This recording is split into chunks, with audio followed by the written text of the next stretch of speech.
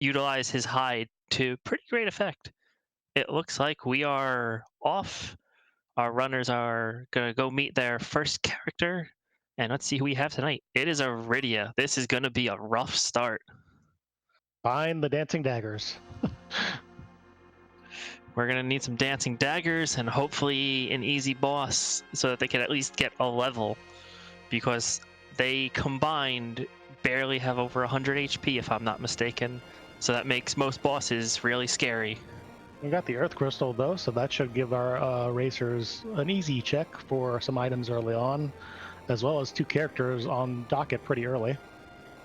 It is important to note that the chests have a standard randomization, so we're not going to be seeing anything particularly special. Here's our objectives.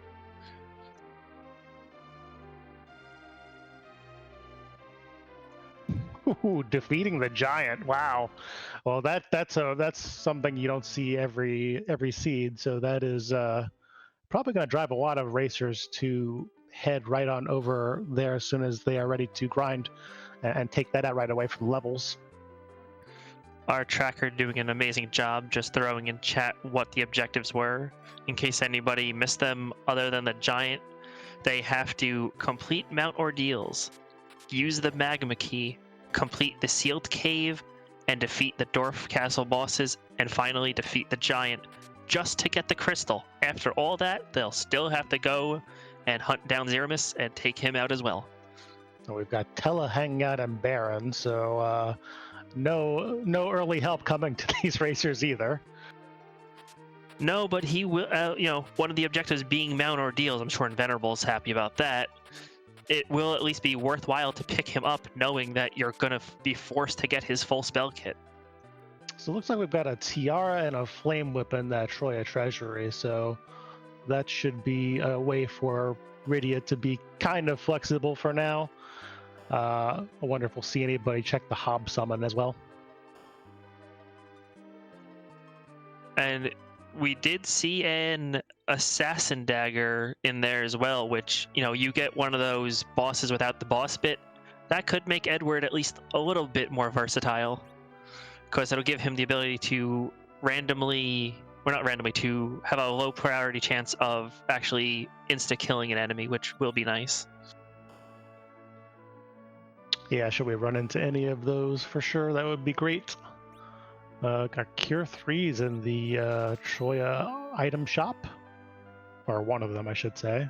The other one looks to have Ashura and Tents. So Tents are pretty nice right now. That's a nice find. And as we see, we're just going through trying to get some kind of utility, some kind of survivability for these characters, because as we mentioned, they're probably hesitant to just run to any one boss spot because they're going to need armor to make these characters survive. Well, the good news is there's only really 2 key items you need to finish the seed at this point, or sorry, 3. You need the Darkness Crystal too.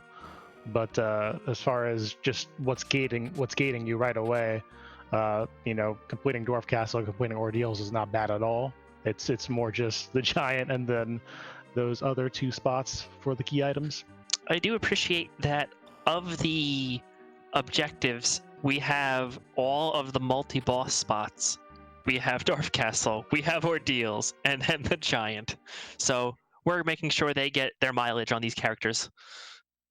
Well, if we're not going to require any boss hunts, we might as well just require a lot of bosses.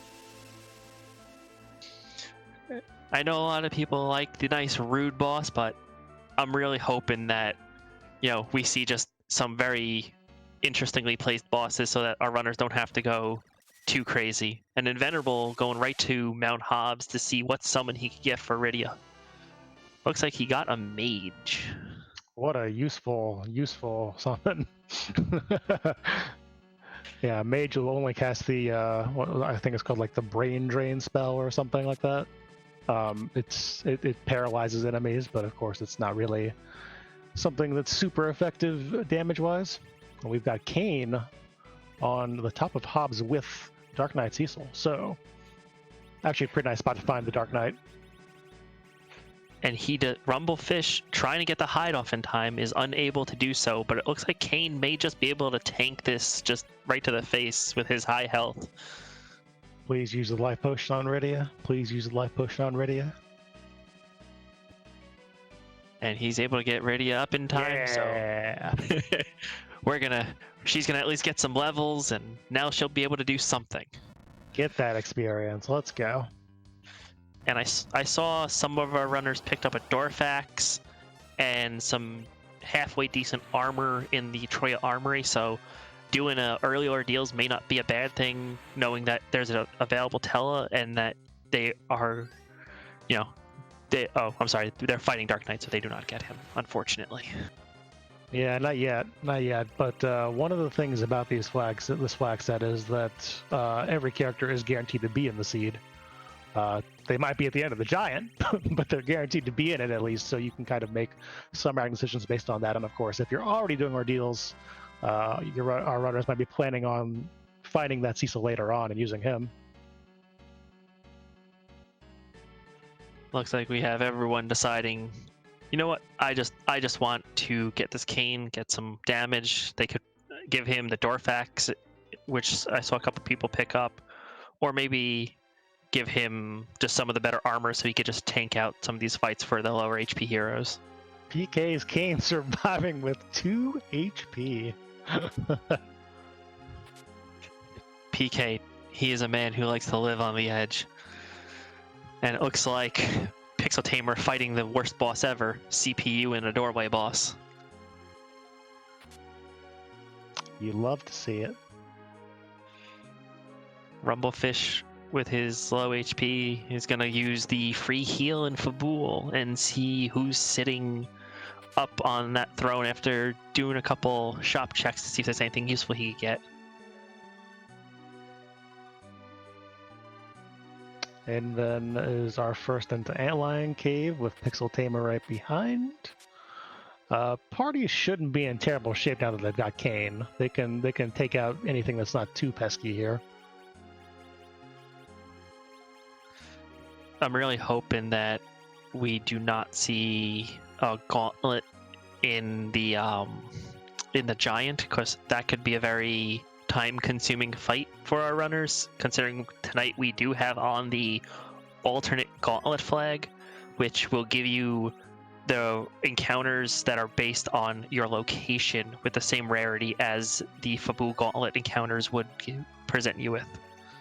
Let me just tell you that you have not lived until you fight the alternate Fabul Gauntlet at the Ogopogo spot.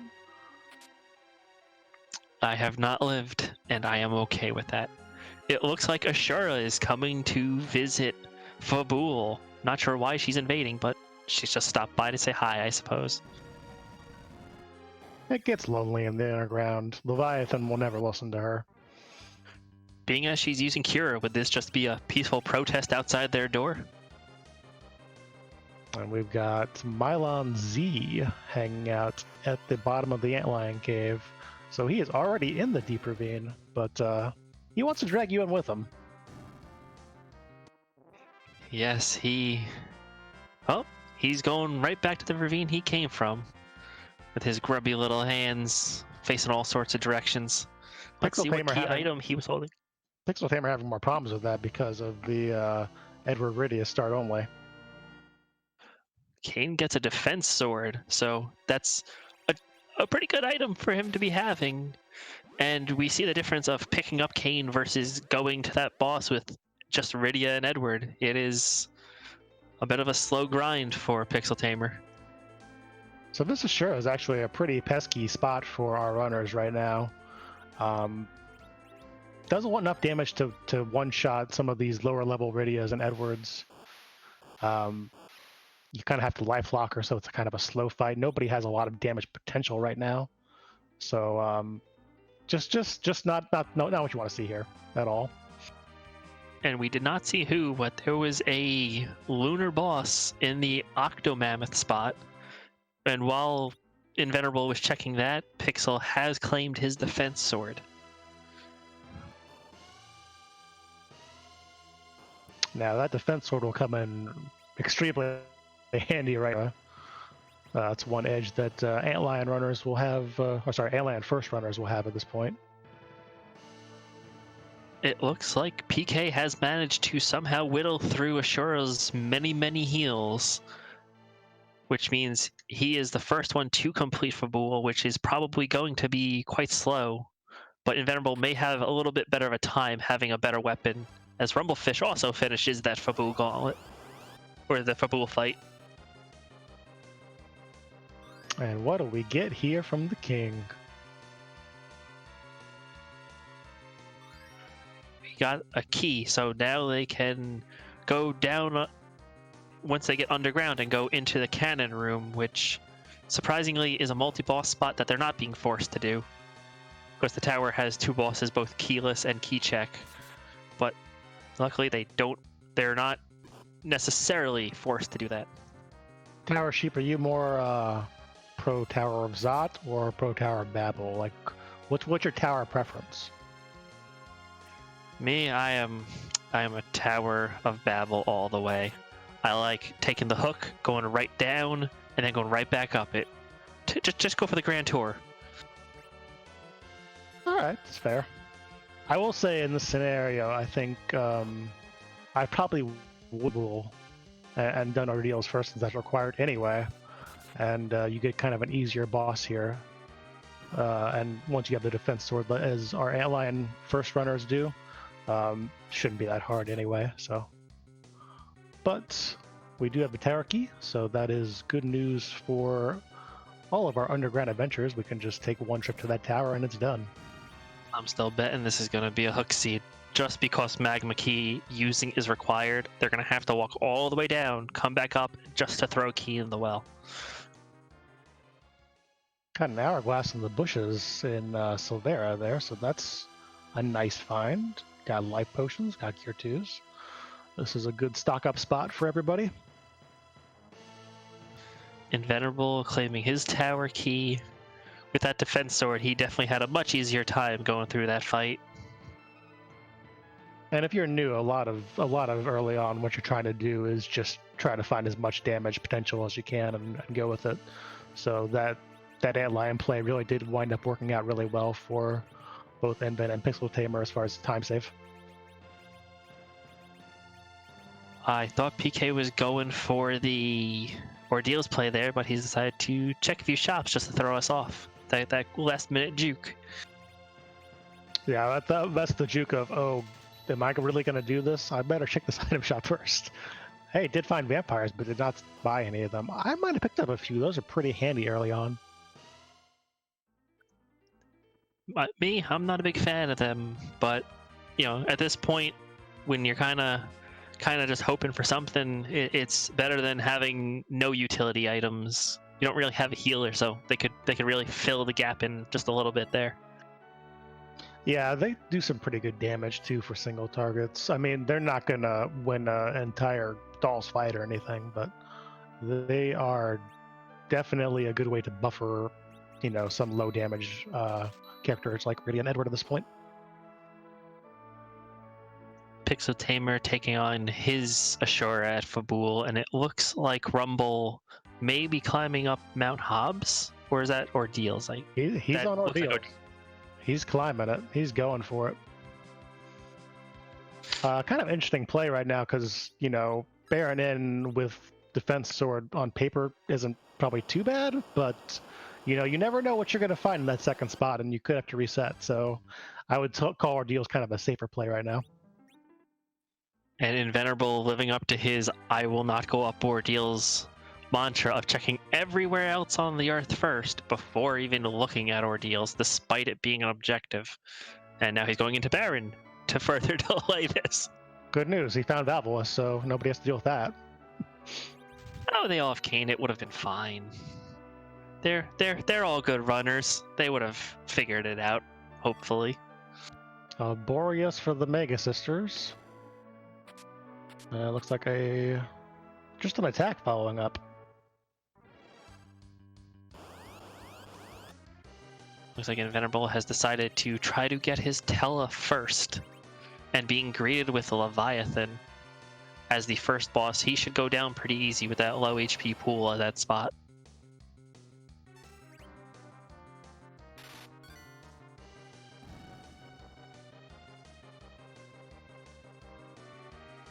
A single Boreas takes out the Leviathan, and the second person who is ooh, he gets a CPU fight. So if he has those vampires, that may work out to his advantage, but fighting CPU in this spot could be a little bit slow, but the defense sword actually will seem to do a nice amount of damage. Fighting CPU in any spot is slow. There's no way around that unless you've got Meteo and a bunch of Berserkers or something. But having defense sword here, that's really not bad at all. That's about what you could ask for here. Yeah, and I haven't seen too many people buying cure items, so this could end up being a race to who can get 10 hits in or kill him before 10 turns expire. Totally free second boss of ordeals here with the King Queen Eblin. We should mention with the starter kit, we do have a couple cure 2s, we do have a couple of life potions, we do have a couple star veils as well. So everybody got those to start with.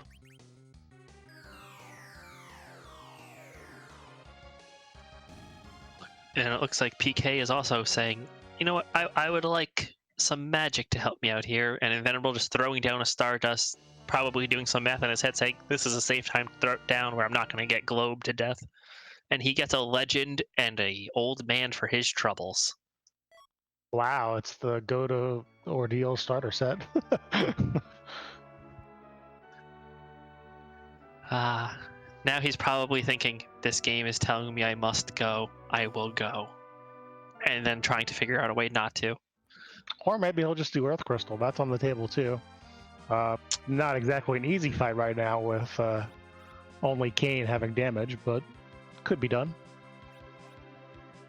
Oh, he's smart in checking his objectives, and he definitely just groaned at seeing that ordeals. I'm pretty sure he didn't notice that, because he just checked the objectives just to make sure that it was required. So Rumblefish about to get his ordeals reward. And it looks like one objective leading to the other. He has been granted the Luca key. So at least that'll continue a chain. That's super mega required. Does this mean that either the hook or the magma key is hanging out in the Tower of Zot? Either that or there's a Mistrat. Inven had been doing the Mist Dragon checks and he was unable to find. So unless the Mist Dragon is one of the bosses in the Tower of Zot, I'm pretty sure our runners are being forced to go there. Or follow the chain that Zot has. Either way, though, they're going to Zot.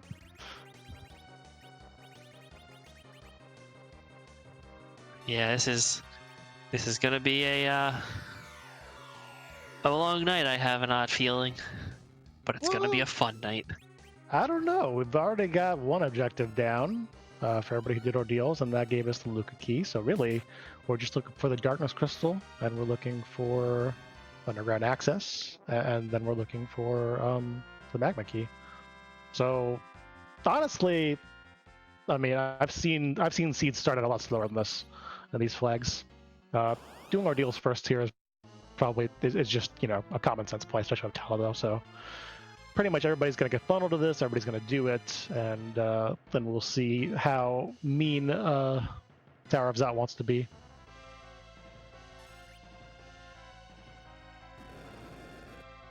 It looks at 3 stages of ordeals on our screen, and Rumblefish actually getting a successful Odin in the transformation room, ending that bomb fight nice and quick. Unfortunately, he gets no experience for killing all those bombs. That's not true. He gained a lot of life experience there. If only Edward could use that to become stronger.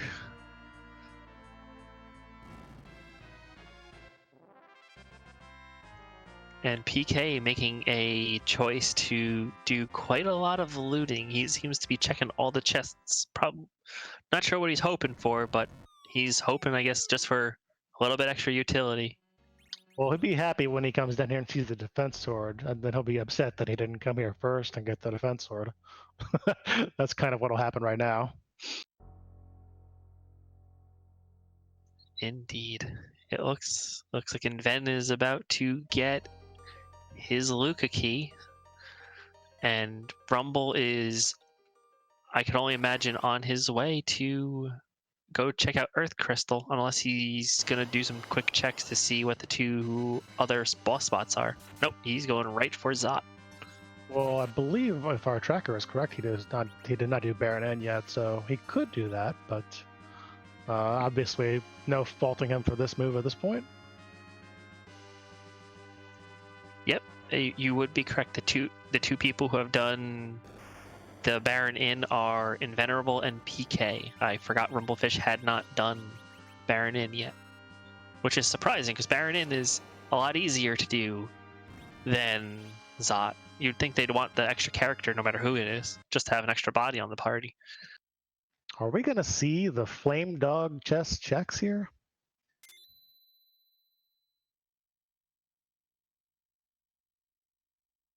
Now that was a nice pickup by Rumblefish, finding a Dragon Whip in one of the treasure chests in Zot. And meanwhile, Pixel getting his Luca key and being faced with a Mom Bomb.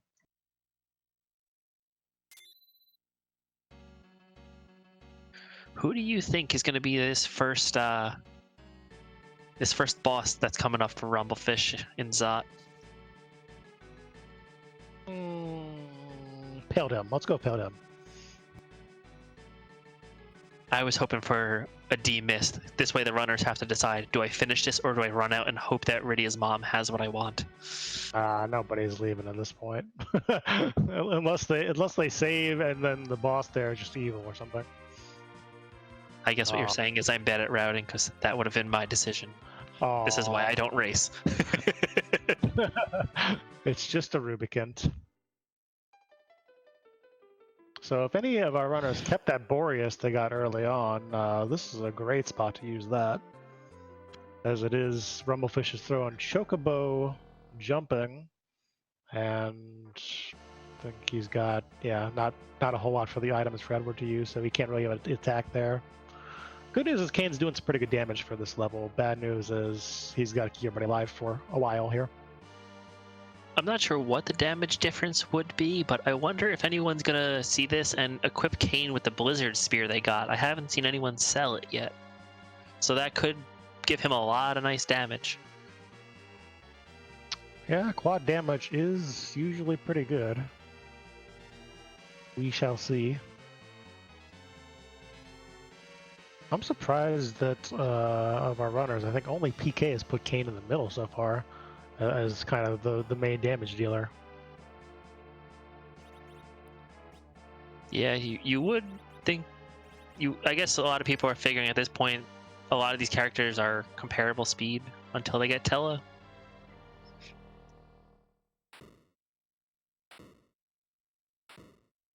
It looks like we have Invenerable also challenging the Rubicant.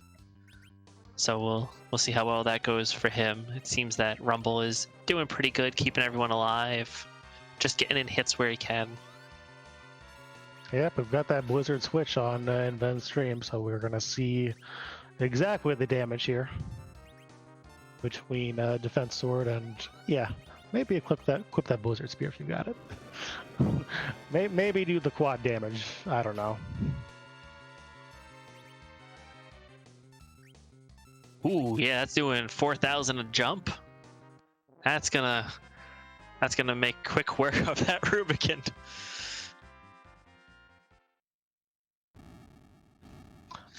Just like vanilla.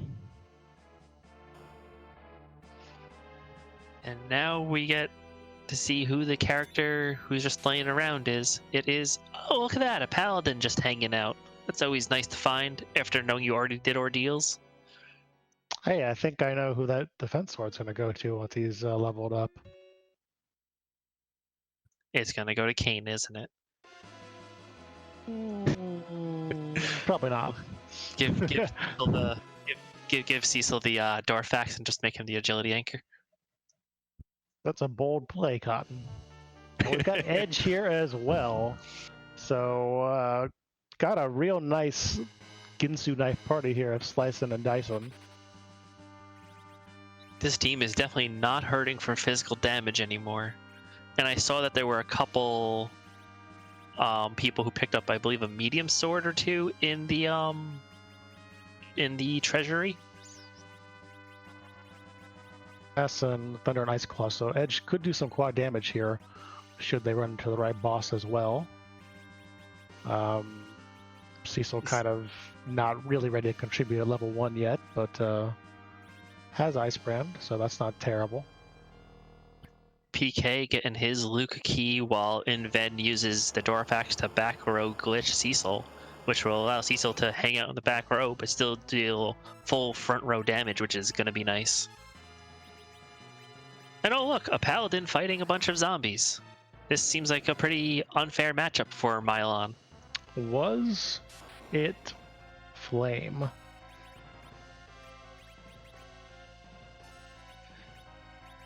It looks like Rumble is still fighting that Rubicant, and Pixel Tamer has acquired his Legend Sword and his Tella.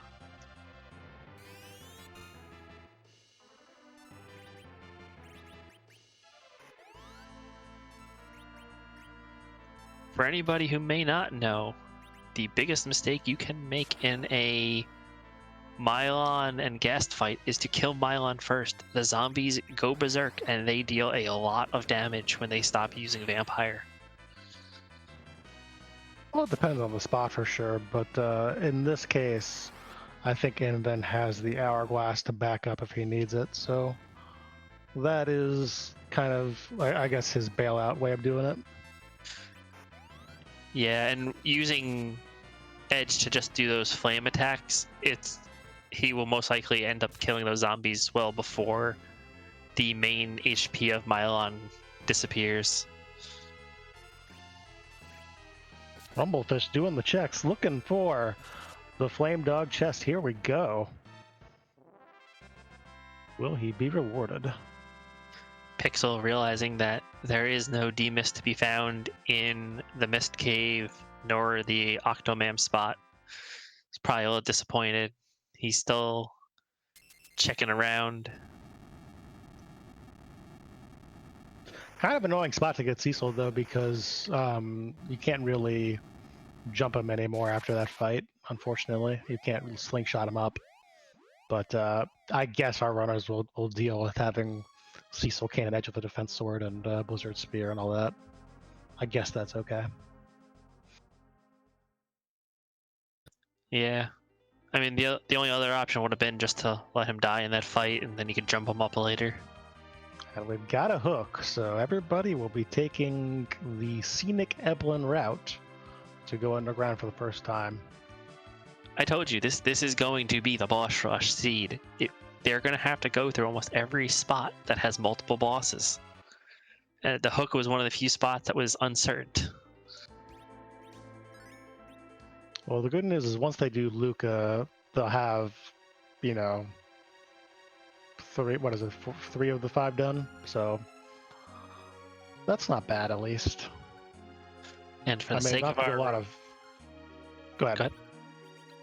I was going to say, for the sake of our runners, I'm really hoping that Luca has another part of the objective chain, just so that, you know, there's small things gating them, but they're not completely locked out and going on wild goose chases. So this is pretty huge. The Eblin shop changes that we've made in Sstandard mean that it has good stuff. A lot of the time we've got Bacchus wines in Eblin, which is big, especially for this party, because this party happens to have only Tella as a white mage. So a big party of attackers and now really don't have to challenge themselves very much at all. Yeah, that's definitely going to help that very physical heavy team that they've got going on coming out of the Tower of Zot. You know, having Bacchus wines with those 3, they'll probably make pretty short work of the bosses that are in the upper Babel. Well, what if it's a Knato, man? Let's just stream. Let's just stream a little bit. Ooh. I'm one of the few commentators who hopes for the best. There's two tried. fights. You could get your wish. We could each get, I could get a nice boss for them, and you could get a nasty boss. Compromise. That's how things happen. Old Gauntlet here, probably not too bad, but it could be a little dicey for runners who haven't played enough of these new flags yet. If it's Water Hag, of course, it's just free, and everybody's happy. Yeah, it will be interesting to see who they get. It looks like we have Inven in the underground, working his way to Upper Babel. Meanwhile, we have the other three runners all in the Tower of Zot, just trying to make it through. Kind of hard to blame Inven for tossing Rydia for Porum there, especially if he's going to take the Ogre fight to get another Berserk caster and maybe get the Blink or exit pretty soon. Rydia early on probably has the least utility of most of the characters he has left, and unfortunately, kind of the way the seed played out is we didn't find much in the way of useful summons. That is true, and looking at the team that he's got, he just needs a dedicated white mage, which knowing that you have to do Dwarf Castle, Rydia's going to lose whatever little bit of white magic she has, and he's going to need someone to keep his team up with all that physical damage. I don't know that I love the play here to go ahead and take this fight, but I do like that the swoon is happening with that assassin dagger. That's saving Inven a lot of time. Getting 3 procs in a row, very nice. Yeah, he made that nice and quick, so I probably would have tried to avoid the chest, but getting 12 levels on your healer, that's going to make her much more likely to survive these upcoming fights. To be clear, more just that. Well, now I love that play. That's an Avenger. That will help out immensely, actually. Who needs Bacchus? We have Avenger. The Bacchus, which is the tease, folks. Yeah, it definitely made that chest worth doing. For anyone who may not be aware, the Avenger sword casts Berserk on whoever holds it. So no matter if you have Berserk prevention, such as the Crystal Armor, you will still be Berserked, and it makes it much easier to just pump out raw damage. My favorite part about the Avenger sword is that it makes the game play itself, and then you can, spend your time doing other useful things, like checking your phone or, ordering a pizza or something. Just let the Avenger sword take care of it all for you. You will not be disappointed, except for the times when you fight Pkey Cstandard in a bad spot or something. Hey, it is Knato. Look, I was right. See, we each got what we wanted. One not so bad boss, and one, oh god, why is he here boss? Well, this spot actually isn't too bad for Knato, and the Avenger sword doing the work as promised. Yeah, this spot does have a decent amount of HP, but Kane seems to be putting huge dents in that, as does Cecil, so those waves aren't going to hit that hard by the time Kane's done, if he even gets a wave off at this point. Hiding inside the shell. Well, they scared him. They're being loud, and he's got a raging dragoon just swinging swords at him. I'd be scared too. All right, now the moment of truth. Do we have a water hack or do we have an alt gauntlet? I'm going with water hack, just because we started with Eddie. Nope, alt gauntlet it is. Egg! Devastating. Who needs sirens when they just hand you eggs? I forgot those are called Blade Men, and for a second I thought that said Bad Man. I'm like, yep, those would be bad men. Getting the virus. Fortunately for and then Blade Men, not exactly have the best magic power in the game, and yeah, Kane's pretty good. Avenger Sword is I'm just gonna say it. It's a good weapon. Oh yeah, it is. It is definitely up there for most of the game, and later on you can just switch out whatever weapon you have for the Avenger Sword while you're in battle and keep the previous weapon's stats. So even if it gets outclassed, it comes back into usefulness. Yeah, for that very reason, I'm sure our runners would not be devastated if they ran into an adamant right now. Turn in the Legend Sword, get the Excalibur, and then Avenger, what's your way to glory? And it looks like we have Pkey and Rumble both having completed Zot. Pkey taking advantage of the free heal in Cecil's bed through that script. And it looks like Rumble is doing some shopping, hoping to find something a little helpful. Getting Thor Rages, which will actually help him, though he doesn't know it yet. Yeah, the Thor Rage meta at this point is basically, I hope I don't find Knato in this seed, but just in case I do, let's get 10 Thor Rages. Egg! Oh, bye. And in case anyone missed it, we have a very sleepy Mop over in the desert. Find a Sand Ruby, win a Mop. Sounds like a pretty good change considering all these multiple boss fights. Fu will have plenty of spells by the time they get him. Well, they still gotta find the thing, but I would agree. Let's see if Inven does the peek here so we get a sense of who's at top of tower. That looked like a Dark Elf to me. I can verify that it looked like a Dark Elf to me as well. So, nothing too hard here. I think we'll see Dwarf Castle pretty quickly given that it's an objective, but other than that, tower is probably on the top of the line list at this point. Yeah, it's going to be interesting to see if anyone decides to go through Dwarf Castle and then just chance the Luca key. Because if they could beat Dwarf Castle, they might be able to get through that Luca boss depending on who it is. And then instantly landing wants everything to do with that Dark Elf. Let's go. He's like, I have Dark Elf, I've got a tower key, may as well just get everything in case I need one of these items.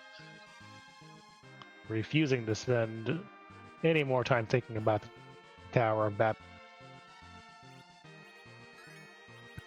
I just gotta say, this has been the best seed I've ever had commentary on. We get to view all the towers, which just makes me very happy.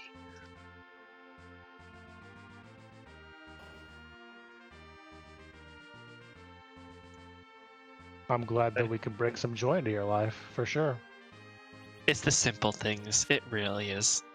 And it looks like we have Rumble about to get his defense sword. With that party, that Mylon Z is not going to go very far. Well, here's the dolls and probably the easiest spot to kill them in. Just waiting for that blitz to go off, making sure he doesn't accidentally kill all of one color, because not that it'd be hard to kill Calabrina fully formed there, but it would just be more time wasted. So I saw Invulnerable pop a save. I'm curious if he's going to try and walk this tower key out right away, and then if it's nothing, go back.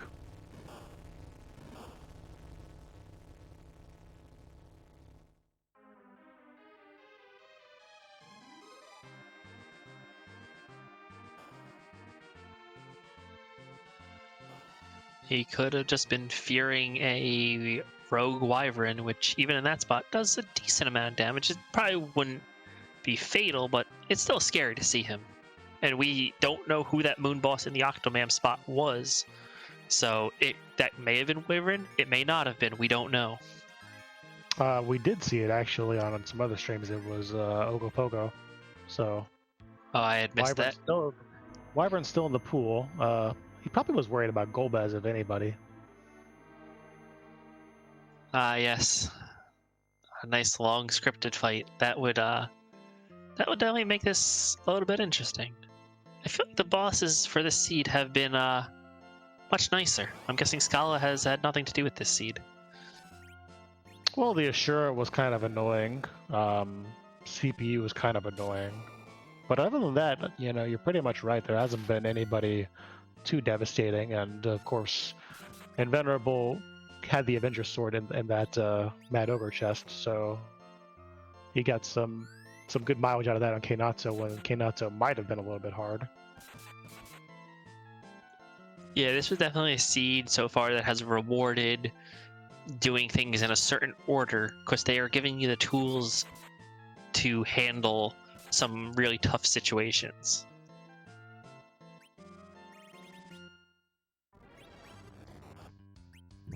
Looks like Invenerable has berserked his Cecil as well. And with that change over, the Dark Elf no longer has his boss bit, which is why Invenerable's trying to cast Weak just to get through that mountain of HP that's at the top of the tower. Rumblefish checking in Evelyn Castle. Interesting play. Looks like Invenerable was able to make quick work of that Dark Elf. And he gets the Darkness Crystal, which opens up that giant. He is going to be happy he went up that tower. Meanwhile, Pkey down in, or up in Upper Babel, is fighting those ogres and about to be very happy when he gets that Avenger Sword. So at this point, it's just kind of a question of what order you want to do everything in. Invenerable has been a pretty big proponent of doing the D-Machine grind, so I would not be surprised if he just took that darkness right there and got it taken care of. Did the grind and then fought through the giant. Yeah, it'll be interesting to see if he goes to do that first or just says, hey, I'm down here, let me clear out this Dwarf Castle. But knowing that he has to also go through the Giant of Babel, he may decide, you know what, let me get my grind on, this way I can just make short work of everything down in the underground. Honestly, it's not Dwarf Castle. Like, Dwarf Castle, he probably would still want to do that first for the character if you were, like, worried about that. But really, it would be the Luca key, because you could go in there and get stuck with something pretty nasty. Something you'd want to grind for. That is true. And he gets a pink tail for that cannon room. Nothing really to write home about, but, you know, it'll get him at least a high-tier item, considering we have no adamants. And right to the Dwarf Castle? Boy, it would be terrible if he turned into that pink tail and got, like, I don't know, a good edge weapon.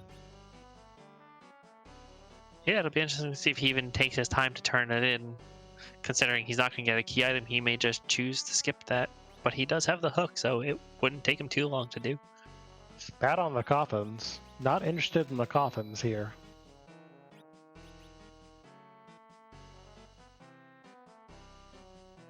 Pixel has found several of the trap chests down in Ebelon and seems to be just going through them, trying to get some levels.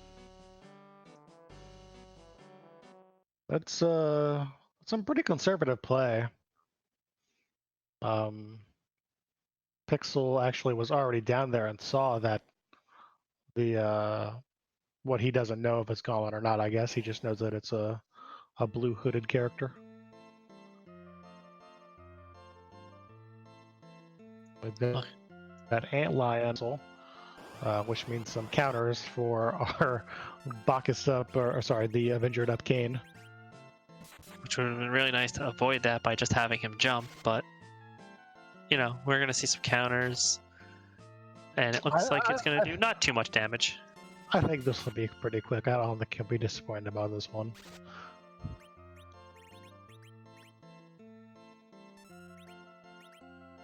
Got our Pkey, he's on to Knazo, he's trying to catch up to Inven, it looks like. And Rumble is making his way also into Upper Babel.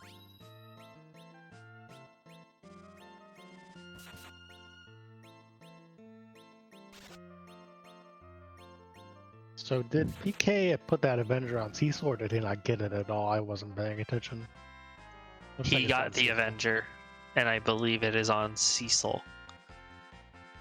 I Or guess he sorry. was scared that he may run into an antlion. My apologies, Dave, on his screen. Someone's got to run the Avenger on the Cecil, so why not give it to good old Dave?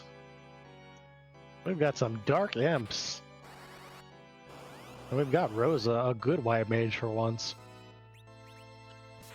Interesting is Invenerable. Rumble said that we Off. do not want, he does not want his Tella, and he's taking Porum instead of the Tella, figuring have a real white mage and a real black mage at the end of the game may be more useful than having 90 total mana.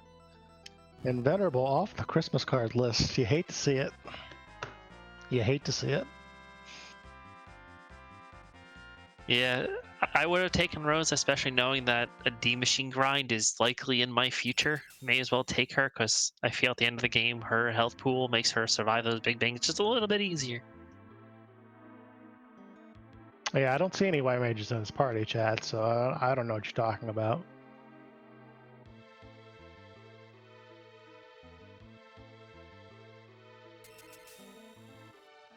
Yeah, there's something about a Porum? I don't know. I don't know if that's a white mage or just, you know, just a child who knows how to cure a little bit. So the objective complete for Inven, and picking up here a nice old Sandruby. So Foo on the table now.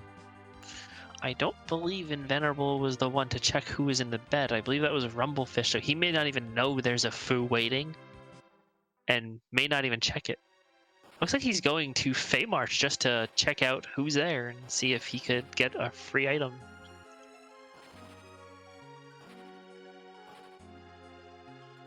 I will say it's a lot harder to criticize decisions from our runners when the game with all these objectives is so long.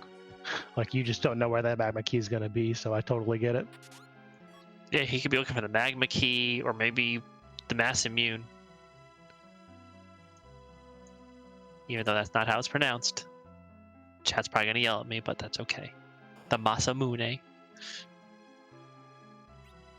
Gets a power robe for his trouble. Not a bad piece of equipment, but not really what you want to see here at this point.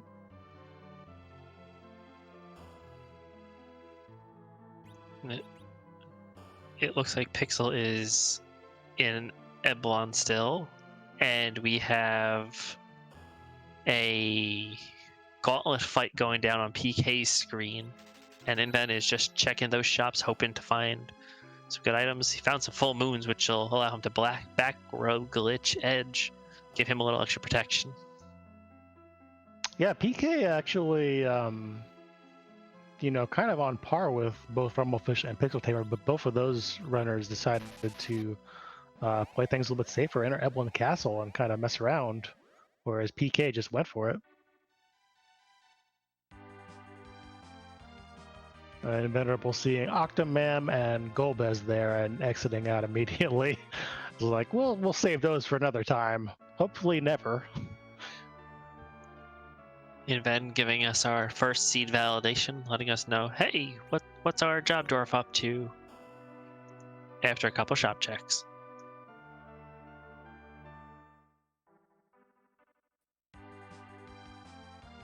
And we have a question in chat. Can Feymarch give you a key item on this flag set? Yes, we do have that where Feymarch will give you a key item for the free chest, and it will also give you a potential key items check for both bosses. So that's 3 places that the runners can find the magma key, which they need to drop in the well in order to get that crystal. So Inven pushing right now, doing, or at least opening up the seal cave and seeing what the boss is.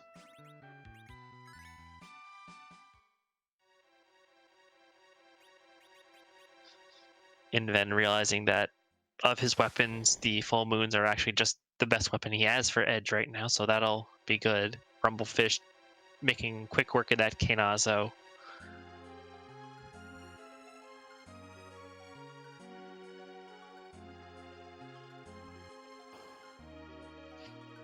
So we saw Invenerable do the tower bottom up.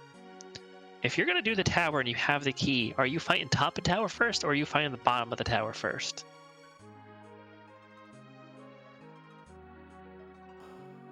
It depends on who's at the top of the tower, to be honest with you. Like, that shifts a lot. Although I guess if I was going to do it, I probably wouldn't do it if it was going to be something, you know, frightening right off the bat and I had a low-level party, so. Ooh, Pkey looking for those silk webs. Can't afford them. Gotta play the money-making game here. I mean, he's found a couple good items. He should be able to... He sold off... He had enough to get just enough silk webs to do something. And let's see what our job dwarf was. I missed it when Invenerable checked.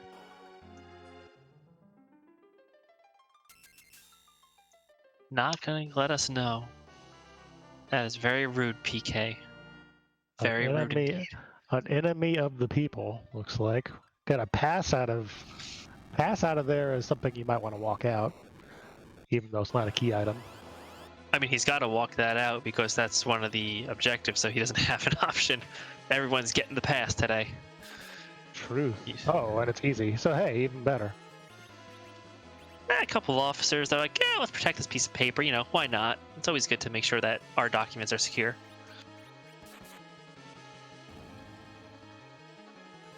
Groundify asking in chat if the pass an objective. No, the sealed cave is the objective. And in order to trigger the sealed cave boss, you have to pick up the item that is in that crystal room.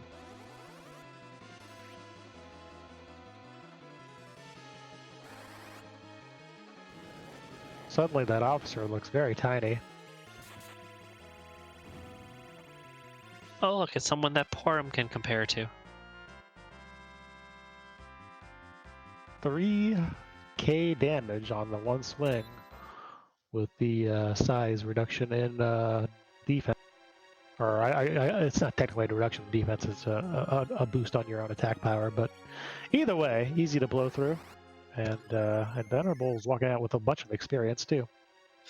And on Rumblefish's screen, he managed to crack the egg and pop the dragon out, but he was able to put that dragon down before it actually got any of its attacks off, which was relieving to see, because yellow dragons, even in that spot, they're not the best thing to see. So it's nice when they just disappear.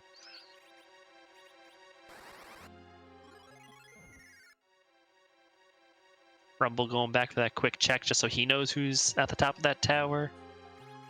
Invenerable right now is in the lead of the objectives with 3 of them done. And I believe he looks to be the only one who's done anything other than ordeals as far as our objectives go.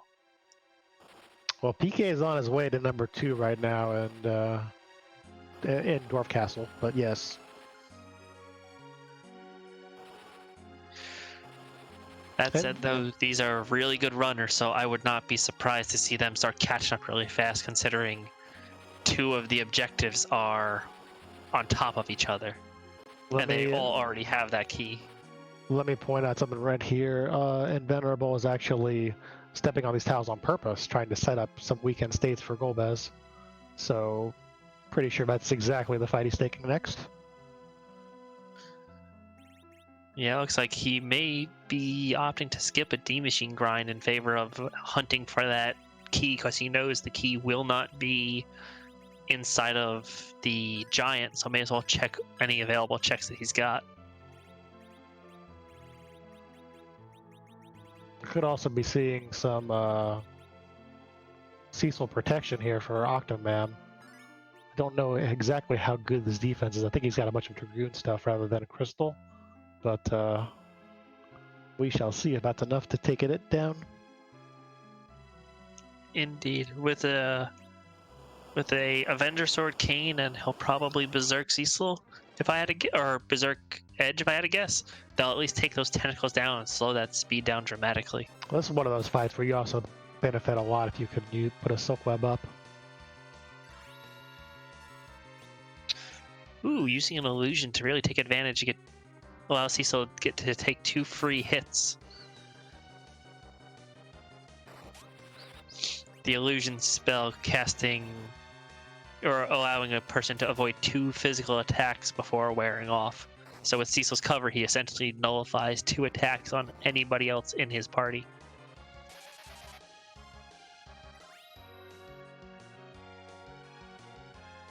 Ton of HP. I think the spot has like 30,000, but it's going pretty fast here. Getting about 4k a turn out of Kmain and Edge. Yeah, this fight won't last terribly long, because with those two just really putting work in and constantly... Did he just cast Virus on Tella?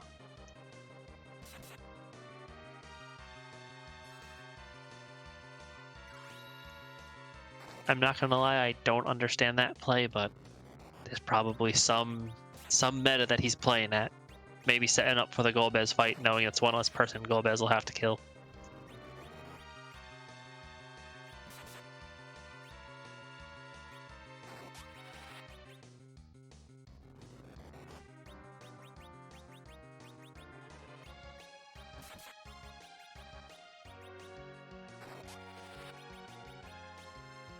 Alright, it looks like we have Rumblefish working his way through that antlion. And we'll see if he decides that Rosa is worth having around. And we have Pkey getting rid of just some inventory management so he could pick up his necessary items.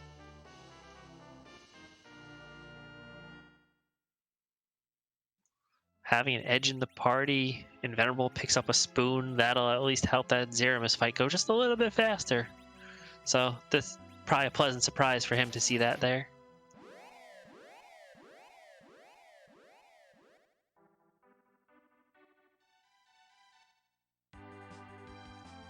Invenerable has just warped right out, not even gonna fight the Golbez.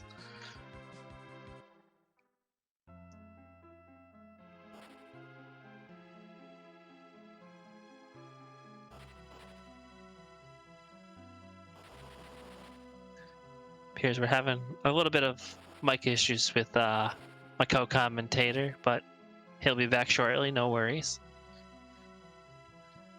Looks like Invenerable has decided to go down and check out what Yang's wife has for the first check.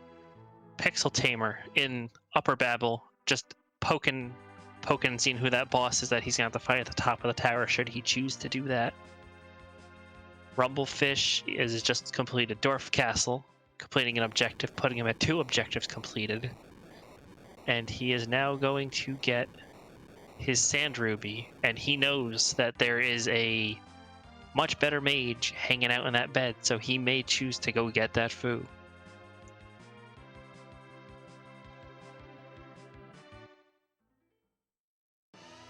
Meanwhile, Pkey using the little backwards New Jersey shaped island to try to grind up some eggs to get some levels. This way he could, I guess he's not comfortable doing some of these boss checks right now, but knows that there's multiple in the underground he's got to go fight. So he's using those sirens to force out eggs.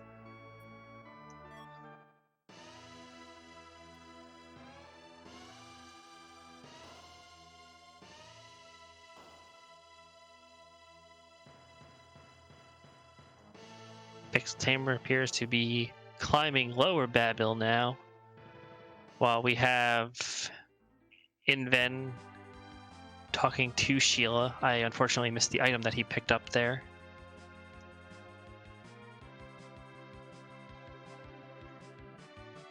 According to our awesome tracker, it was a Protect Ring, which will be helpful in the upcoming fights.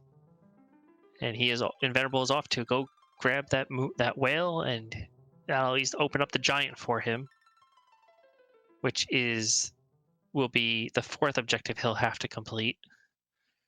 Looks like Rumble is going into Feymarch to pick up the key item and possibly do some boss checks. Pixel Tamer is taking on the top of tower, fighting that Dark Elf, and Pkey is still cracking some eggs, trying to get a nice high level. He's picked up his foo. So he's using that foo to level up the rest of his party. It looks like he's got a really good end game party. He's probably like, let me just do my grind now, and that's all I'm gonna need to do.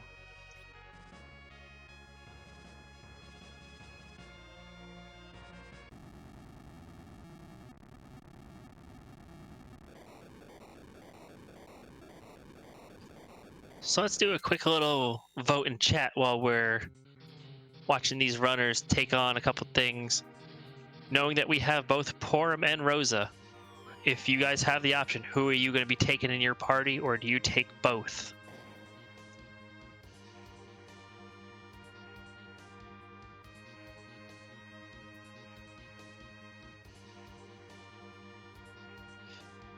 Looks like we have Rivers heading down, or I'm sorry, we have Invenerable heading down through the belly of the giant. Pkey has decided to go right for that sealed cave. He'll be present, or he'll be positively surprised by what he sees down there.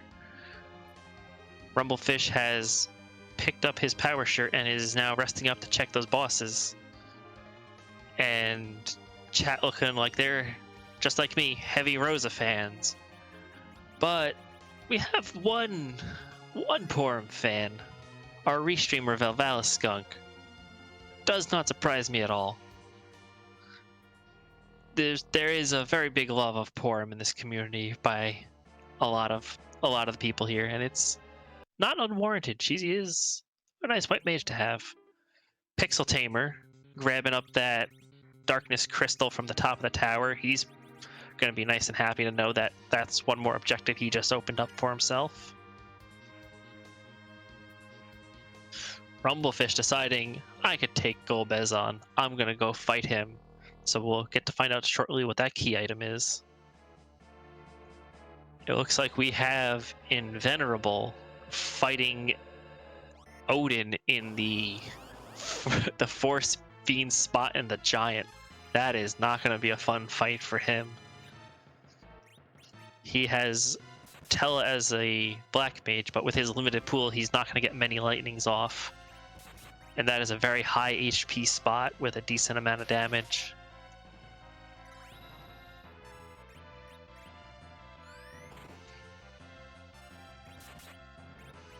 Pixel Tamer has just used Flame to wipe up the Calbrina dolls.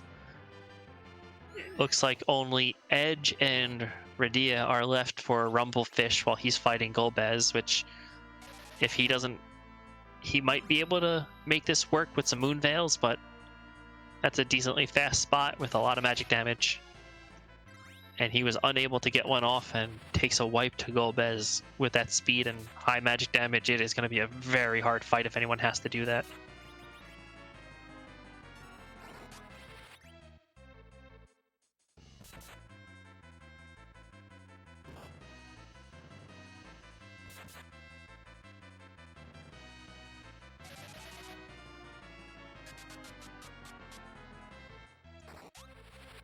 Pkey has claimed his pass and is trying to get through that officer and soldier fight. Just trying to walk that pass right out the door.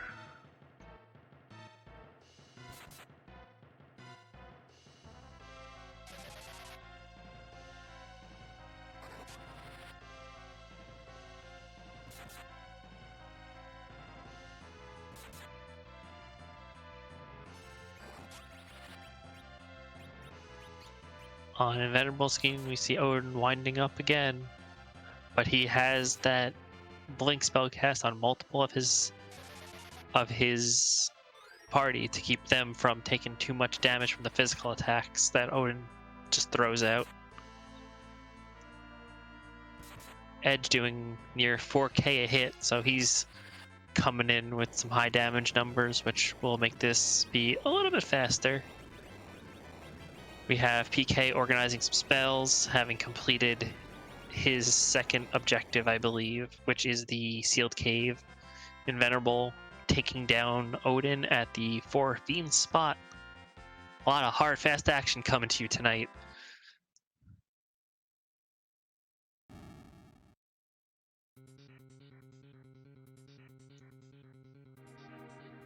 Looks like we have Pixel Tamer in the Dwarf Throne Room, getting them, getting that Antlion fight on.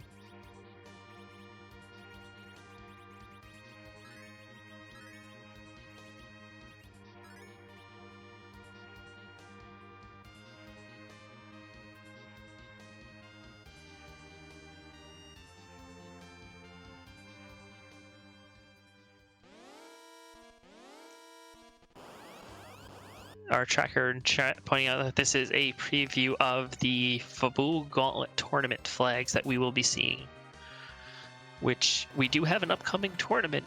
I believe signups are still open. If you feel like trying to run seeds like this, by all means, please sign up. It's going to be a really fun tournament.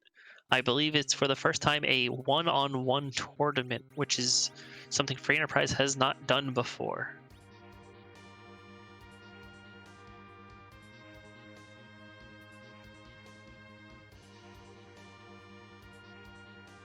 Rumblefish has decided he likes his party, which is the default ending party, and appears to be just grinding for levels. You know that team can make it through a Zero-miss fight because they're the ones who are actually supposed to fight him. Pretty interesting to see a vanilla end party there.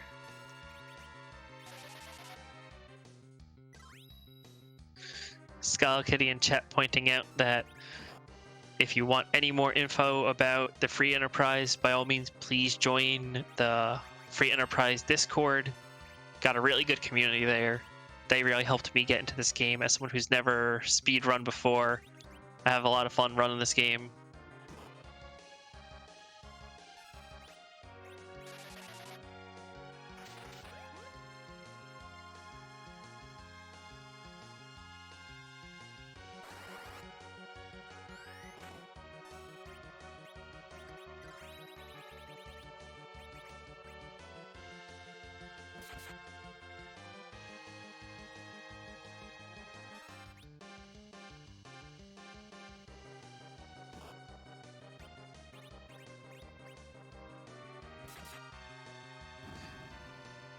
A question from chat, the Fabul Gauntlet, asking why the Fabul Gauntlet tournament doesn't ask you to fight the Fabul Gauntlet.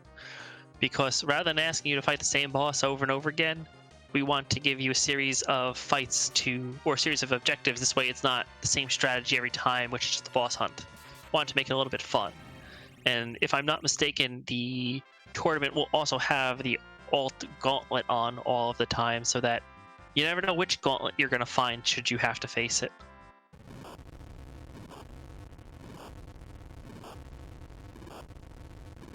Invenerable making his way through the giant, completing his 4th objective. Now all that's left for him is a hunt for that magma key, which could very well still be behind Golbez. We don't know. Invenerable finding a Sid in that giant. Looks like we have Rumble going into the sealed cave.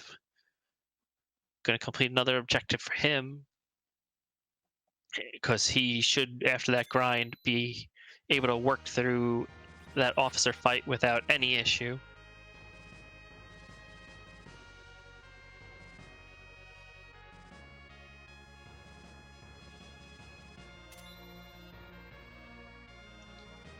Looks like we have Pkey fighting the Octomam spot, trying to get his Fudicast spell, but that Octomam speed is proving to be quite difficult. And trying to get through 31,000 HP with minimal evasion spells, this is gonna be just a little bit of a challenge for him. But that Cecil seems to be putting in 2k a hit, and he's got 2 illusions up, which will at least help him survive until he knocks out a couple of those tentacles.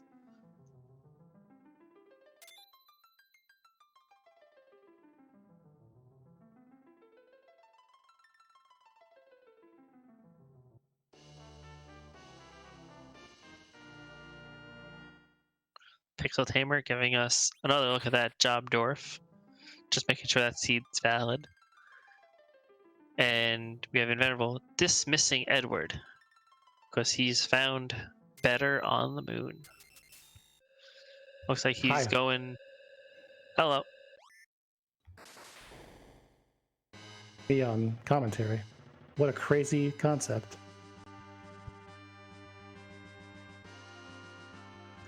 Welcome back.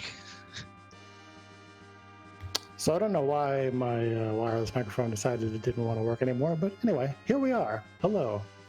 It appears that Invenerable has done the giant. Good for Invenerable.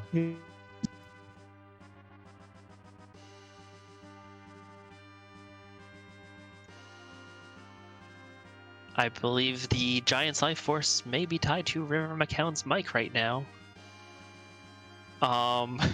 We have Pixel Tamer picking up his power shirt and immediately giving it to Edge. And Invenerable going right down to the heart of the moon, probably looking to get that key item dense bottom of the moon, not even worrying about Cave Bahamut right now. Wait, did I die again? And you're back. Did I die again? What? You cut out as you said Invenerable he. Oh, well that's fine. That's just a cutout.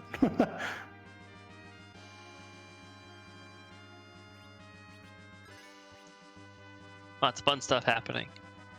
We have now 3 of our runners with the pass through Sealed Cave.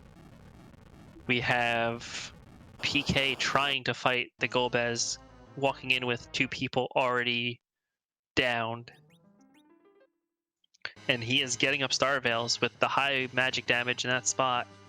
He can probably get through this and have Golbez kill himself.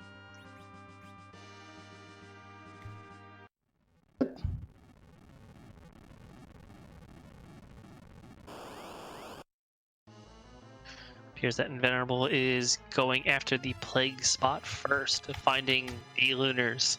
I guess the D-Lunars just decided, hey, the other room's a little too big for us. We want to be more intimate because we hang out all the time.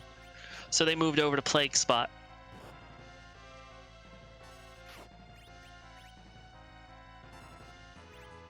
Ooh, Pkey activated those moon veils before the cutscene, which after Golbez uses his heals will actually cleanse those. So this could be a bit of a bind if Pkey is unaware that he no longer has those moon veils up.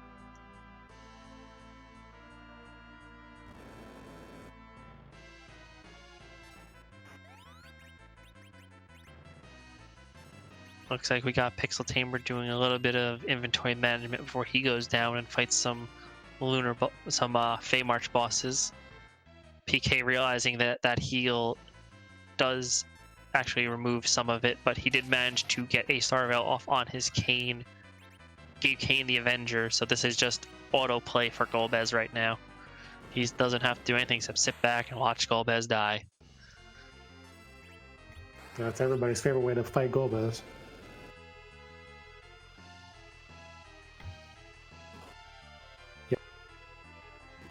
And I agree with you there. Fighting Golbez on autopilot is probably the best way to do it.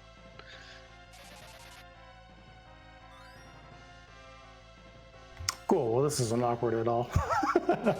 Anyway, well, D-Lunars, talk about it. Tough fight for a mostly Berserk team because you don't want to get virused into oblivion. So we kind of had to reset out of that and come with something new on the fly. Looks like Pkey grabbing that Dragoon Spear from Golbez. Probably a little disappointed with that, hoping that for that kind of a fight he would have gotten something good to put him over everybody else. But he is now going to visit our good friend the Jobdorf while Inven is busy fighting the D-Lunars. Rumblefish has gone to the top of the tower to go fight that Dark Elf, and he'll be very happy to see that Darkness Crystal. Meanwhile, Pixel is fighting the Octomam and doing a pretty good job of taking out those tentacles. Looks like he's using the same strat that Rivers had used, which is giving Cecil the illusion while keeping the rest of the party at low HP, so Cecil just absorbs any hit that Octomam is going to throw out. You're really mixing me and Invulnerable up a lot today. I know. I'm bad at names. Welcome to Casting with Tower Sheep. Invulnerable found a crystal sword, so that's pretty good.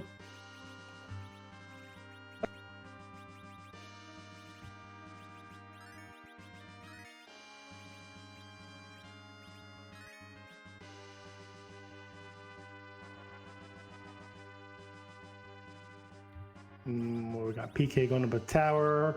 Pkey will finally at the top there. Rumblefish about to get his too, I believe. And Envin doing the Meat Wyvern. Oh, baby. Given the chance, I would just skip that Wyvern for right now. You know, he's not going anywhere. Let me check a couple other key items. And hopefully I'll be able to deal with it soon. Pixel Tamer, making short work of that Octomam.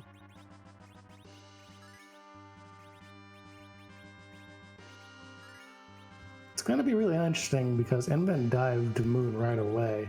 It's going to be very interesting if it turns out that the item is...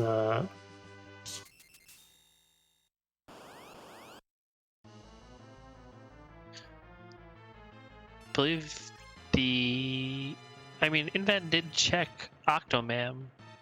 He just has not done Golbez, which we saw has a Dragoon Spear. So I think he's pretty in the clear to be jumping around the moon.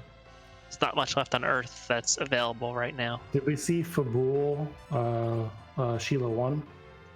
Yes, it was a Protect Ring. Cool. I learned something. I'm bad at keeping track of what items were checked when I am trying frantically to find a microphone. Well, you know, you're tracking 4 screens and a microphone. That's always an added difficulty. So, Invincible showing off battle speed 6 here. Bacchus winds up this Wyvern.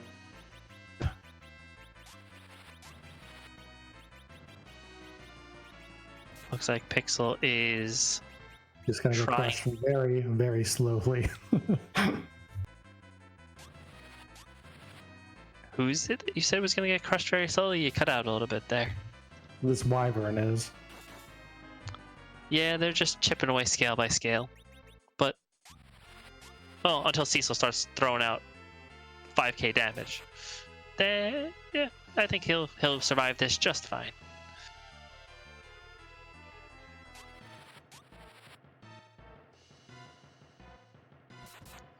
We have Pkey getting his Darkness Crystal.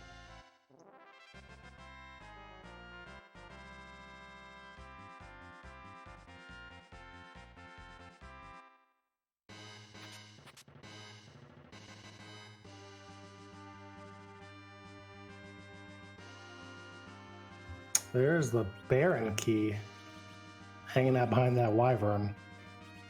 So that is an additional couple key items that's now given back to the overworld. I'm really hoping that Odin's Spot is hanging out with the Magma Key at this point, just so we could get, you know, the world tour, just visit pretty much everywhere. Kind of make sure we hit every multiple boss spot.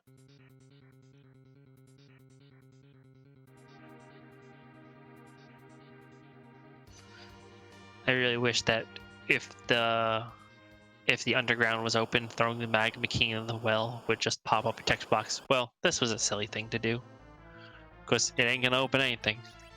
Well, actually, it does have some flavor text there, if you've never seen it before. I have not. I have never grabbed the Magma Key and said, well, let me throw this down the well anyway. I believe the quote is, well, that's gone. I am not disappointed, and nor am I surprised by this game that they put that much thought into it. They sure did. Here I am trying to be fun and come up with something new, and it's like, no, we've had that for a while. Go home, Tower Sheep. So we've got Bacon here at the Ogopogo spot. Actually, pretty much best case scenario for this party right now. Just seeing how much raw damage Invenerable is pumping out.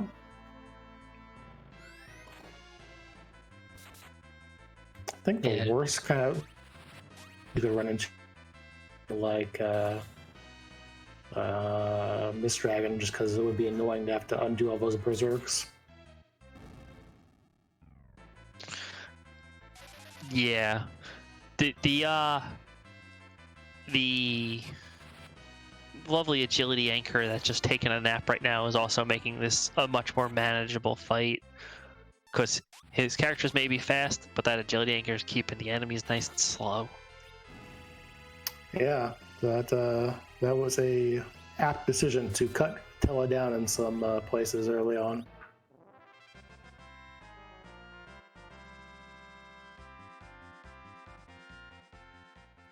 Pkey just doing the checks we already know are not going to yield the Mist Dragon, unfortunately. And, ooh, Inven getting the pan. That is, what now, 4 key items value? Curious to see if he ducks out right away or keeps checking, because now I have 3 that he hasn't done. Right, he's done everything on the bottom of the moon. He has not done the Ogopogo? I'm sorry, I'm trying to remember who the 2 bosses are. I'm drawing a blank here. He's not done the 2 faraway bosses. Crystal Sword Spot is the Wyvern spot, and the other one is, which is, I believe, Pale Dim. Yeah. Yes.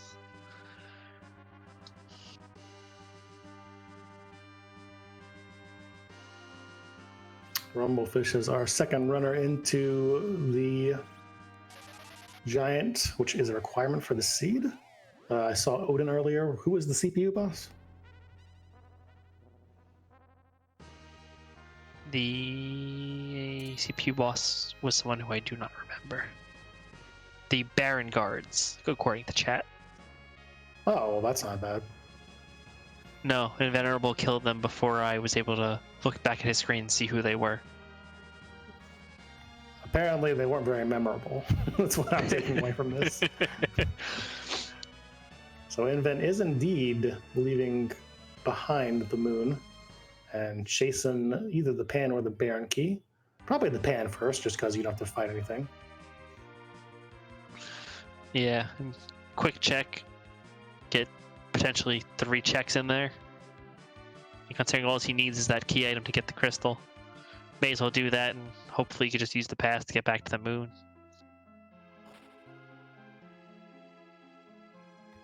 Yeah, pretty sure once you've done the Giant, you're leveled up enough to handle Zeramus with a Crystal Sword. I would hope so, anyway. Yeah, with a Crystal Sword, an Avenger, a Spoon. The only problem he'll have is that Porum has low HP, but I mean, I'm going to be honest, I feel no remorse. He made his choice. I'm sure he's got plenty of items to bring Porum up if he absolutely has to.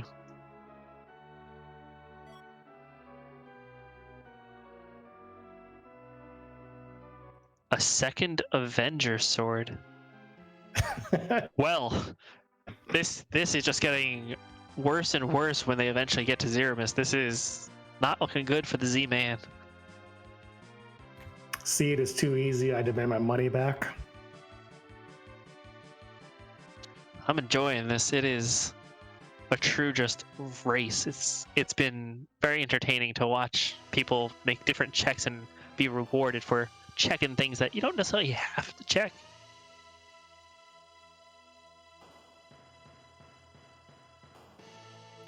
This is actually a really nice spot for Odin as well. Kind of the magic doesn't really keep doing too much damage in his kind of Zan. Not a tough fight at all. No, Sheila just handed down a couple Artemis arrows. Apparently the Pan, which normally leads to the best thrown item, just led to a couple really good weapons. But, you know, nothing to write home about. Nothing worth leaving the moon for. So we got PK and Pixel Tamer with Fu.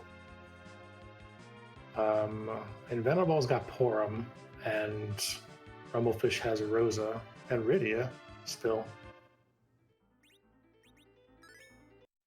Yeah, I'm a big fan of Rumblefish's party. I like that straight up vanilla end of game party.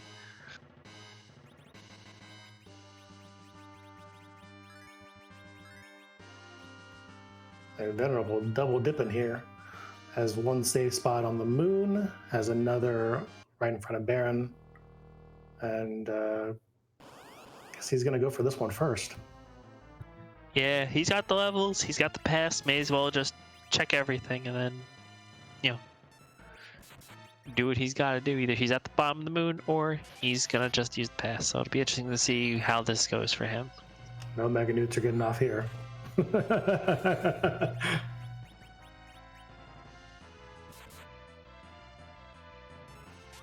Odin giving Rumblefish quite a hard time just with the constant output of damage.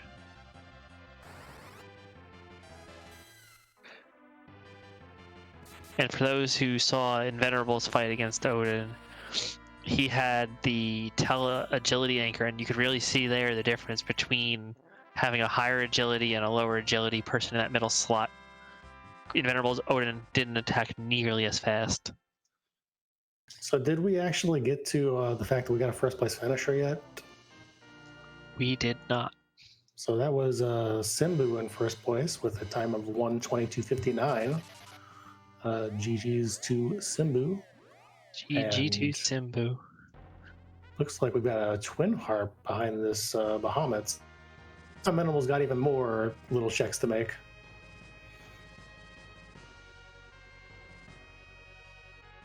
You know, I am not surprised that the first place finisher is the man known for Eddie strats, and we started with Eddie, and we're given almost every black mage.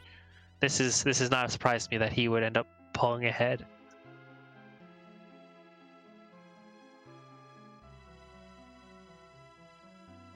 So you're saying he was an Edward, not an Edward don't?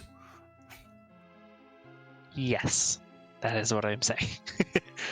It looks like Invenerable's checking your favorite place, looking for some value. See if your motto holds up. Is that my place? Is that my place? I don't know. Chat seemed to be very happy about you going to Bahamut with you on commentary. So I'm gonna say it's your place. I apologize. I have no idea what memes exist, but I do know that Water Hag's a pretty easy fight, so that's nice. I think for once chat confused you and Invenerable. It wasn't me this time. No, I'm just being facetious on purpose. Now we're shaping it, okay? You're doing okay, man. We got this. We got this. And was there value in Cave Bahamut? Not really. There was an Excalibur. Considering we already have the crystal, it's an okay find. I would call that dart value. That's fair. That's going to be a nice high damage dart to be throwing.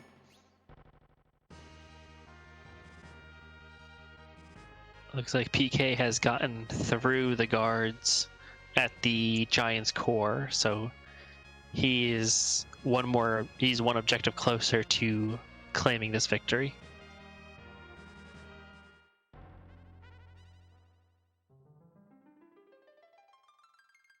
And Rumblefish done with Odin. PK just finishing up with the Giant as a whole, and Pixel Tamer about to start it.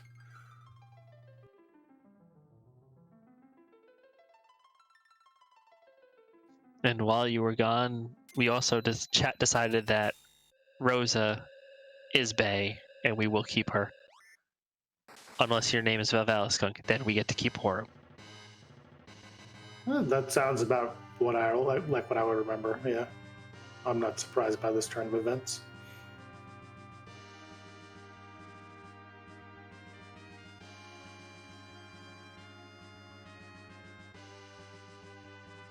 Yeah, required Twin Harp would be nice to see on the stream, wouldn't it, chat?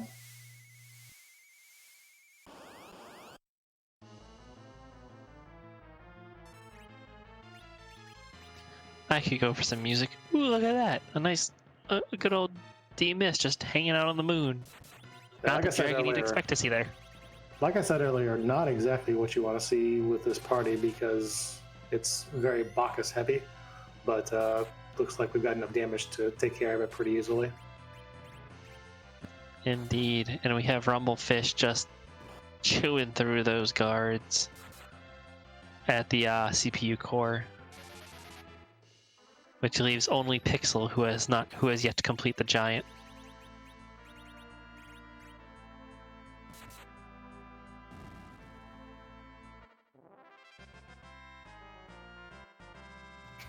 Throw out the assassin dagger. Go for it. Go for it, Edge.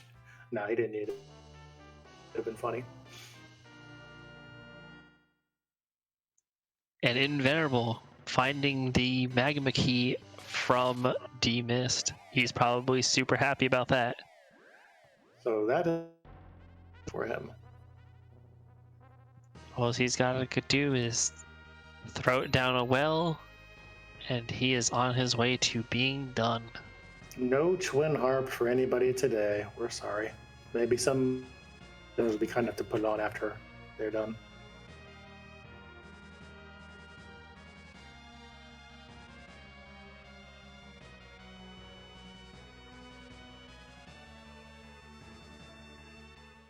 Pixel Tamer has completed his Odin.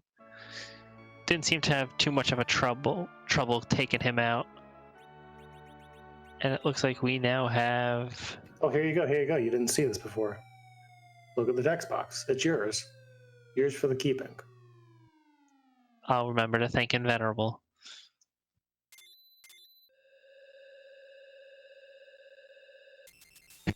Well, that's gone. Chat seems very restless that we are not getting Harp. They are demanding it, but I don't know that anyone's going to be willing to do that. Invenerable will probably step up and do it if need be, but yeah, chat's been kept pretty restless today. Not a lot of memes coming through for anybody. Indeed, they've been more interested in which white mage to take. It seems a lot of back and forth.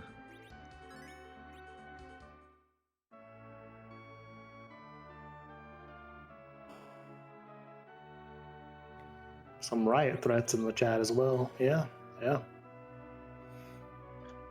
Seeing Ven with his nice levels, just making a beeline right for that Zeramus, knowing he's not going to get first, but he's vying to be up there in the rankings. Yeah, so far Simbu is the only finisher, and so this is now, based on the timer on stream, at least 10 minutes past everybody else, which is, I would say it's pretty nuts, but then it's like not that hard to do if you pick the right thing that nobody else picks. So I don't know, it's a kind of a big race phenomenon sometimes. It's true, and I know a lot of people are very inclined to do the moon from the core outwards, whereas in this case doing it from the outside in would have gotten him that magma key a lot faster. Hey, Tower Sheep, do you have a favorite butt? No, but chat, do you know whose butt we're gonna kick tonight?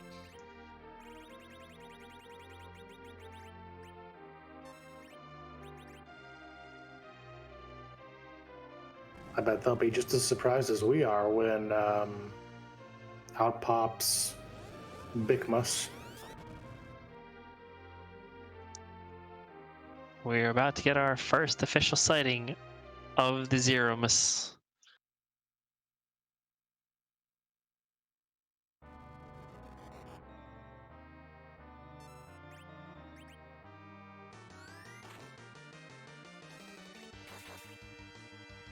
It is Dooms. Rocking the doubles. Yeah, this is a, I really like this sprite. He looks just so appropriate for being an evil spaceman, throwing lots of lightning around. We've got a second place finisher, which is with a time of 1:35.34. GG to him. GG.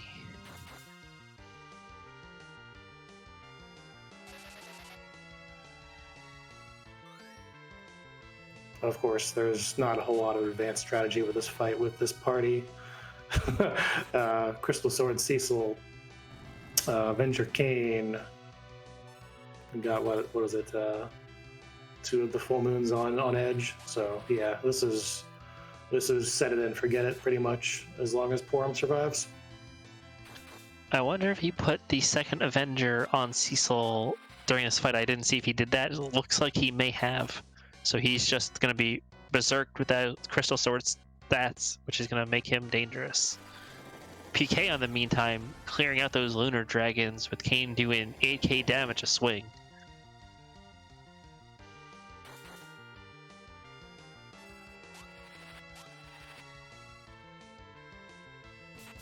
Poor Della.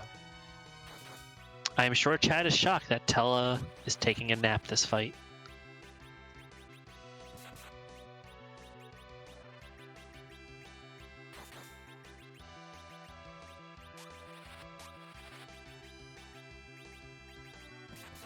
So if Pixel Tamer clears out this sealed cave, he'll be 4 out of 5, and just need to find the magma key. Which will put all of our runners, aside from Invenerable, at 4 out of 5. Everybody, the Rumblefish and Pkey are just on a magma key hunt. And unfortunately, the top-down meta has got Pkey. Doesn't look like it's getting Rumblefish, though. We see some fallen rocks for Invenerable. We do. Someone really needs to tell Tella that old men are supposed to yell at kids for being on the lawn, not lawn for being under the kids. So that is the 3rd place finish for Invenerable with a time of 1:37.17 GG, and we'll get him in for an interview shortly, I'm sure. GG Invenerable.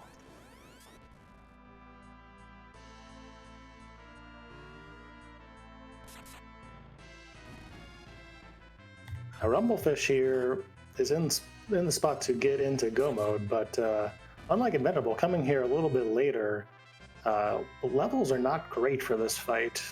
This Demus fight could take a little bit longer. And of course he doesn't have the Crystal Sword because that was down below. Hello? GG Invenerable. Hey, thanks, Tower Sheep. Hi, Invenerable. Hey, Rivers. How's it going, dude? Why'd you throw away Rosa? Honestly, I knew you would ask me that. As soon as I did it, I'm like, wait, Rivers is on commentary tonight. Crap, I better get a good answer. But the honest answer is sheer laziness. I didn't want to have to re-equip or do any more equipping. I had 2 people who knew Zerk and 3 good melee attackers. I figured there wasn't a whole lot left to worry about in the seed and wanted to reduce my menuing as much as possible if I could. You hate to see it, folks. I felt really guilty when I did it too. I'm like, no, I can't. Yeah, I was ashamed. Believe me, the shame weighs heavily upon me. So it looked like you kind of opened up your objective menu maybe like halfway through the overworld, and you're like, oh, wait, I do have to do ordeals anyway. Well, the funny thing is, ordeals was the one that I remembered. It just seemed a convenient time to check and double-check the other 4, because I knew that ordeals would have a few cutscenes that on my little notepad document I could write in my other objectives. Like, I was able to, comprehend like 3 of them while clipping through, and I saw ordeals. I'm like, okay, there's cutscenes. There's the time when I'll go ahead and get the others scribbled down. That makes sense. So this was actually pretty straightforward seed. The only thing I was curious about was how tempted you were to do the D-Machine grind, because you held off on that, it looked like. Well, I wanted to see the boss first, just to know, because, yeah, there are some bosses there that you know, if Ogo Pogo pops up there, yeah, I have to go grind to the 50s at that spot. Luckily, I'd saved my Thunderclaw, and Odin there's not so bad. So I think I got him before the first Zantetsuken even went off. Just Thunderclaw, it's great. It's a great piece of gear. Yeah, Seed pretty much handed you a lot. I was actually, concerned, deeply concerned for that Zeramis fight with the Crystal Sword, the Avenger, the 2 Full Moon's Edge. It was just rough, man. Well, I mean, I felt a little bad because I got the Avenger because I'm like, oh, we just got a fresh white mage. Because Rydia, I didn't buy a Suro when I saw it because I couldn't afford it. We never found a Sylph Summon. I'm like, okay, I found a white mage. Sure, it's Porom, let's take her. I'm like, that blue robe is either Water Hag or Gauntlet, but either way, I'd like to get a few levels. I had the 1 hourglass I'd found in Silvera. So I thought, we'll Life Lich the Ogres. And that went swimmingly. And that was just icing on the cake. Then on the moon, the reason that I was so intent on doing that D-Lunar at the White Sphere altar was I really wanted a 10th key item before fighting the big XP spot at the ribbon location. And the fact that it was a Crystal Sword, again, just, well, it's not a key item, but I guess I'll take it. All right, Tower Sheep, your witness. When Simbu finished, though, it was an immediate panic because I'm like, okay, so because I felt really good about the early game all the way until Underground. Like everything went so smoothly in the overworld. I thought, okay, well, it's either top down or it's Golbez. I knew immediately the Twin Harp and the Baron Key I had. Don't even consider those. And yeah, it was another moon spot, but the goal going back to fight Golbez in Feymarch was ever so slightly tempting, and I'm really glad I didn't go do that because Simbu's so good. I could see him actually like having the agility manip and everything to make that so simple in the mid game when you first visit there. Very thankful it was not there because I would have probably last locationed it. And Rumblefish 82 now in go mode, getting that magma key. So good for Rumblefish. Yeah, it was. That was really. Runners run into that Golbez and pick up that Dragoon Spear. Really changed the game for them. I wish that I had like you saw me. I went back to Feymarch after doing Sealed Cave. I completely forgot. Oh yeah, I have Cover, the second most broken ability in the game. Why didn't I fight that squid? So ran back there just on the long, the Hail Mary play, but no actual. I mean, the spoon. Actually, I got a little mileage out of the spoon. But I'll tell you what the seed really reminded me of was Zemus Zone 1, getting that moon access and having just 1 key item left. Like, it felt like a good balance between Zemus Zone 1 and 2 in that regard. Maybe just because of the random objectives we got, but I like that you need the one more key item, but you've been able to make this buffer from whatever you've done earlier and done well. So I liked it. Yeah, really nice to not have any boss hunts, huh? And personally, I'm always a fan of any hook seed. Like, honestly, I may have to feedback this, but if there's one flag I could get added to the game that would make me so happy, it would be no magma key. It would have made this seed easier too, for obvious reasons, but still. Yeah, fun little race. Had a good time. Well, chat kind of having a riot. You were the only one who had the Twin Harp, I believe. So you might need to feed chat some music.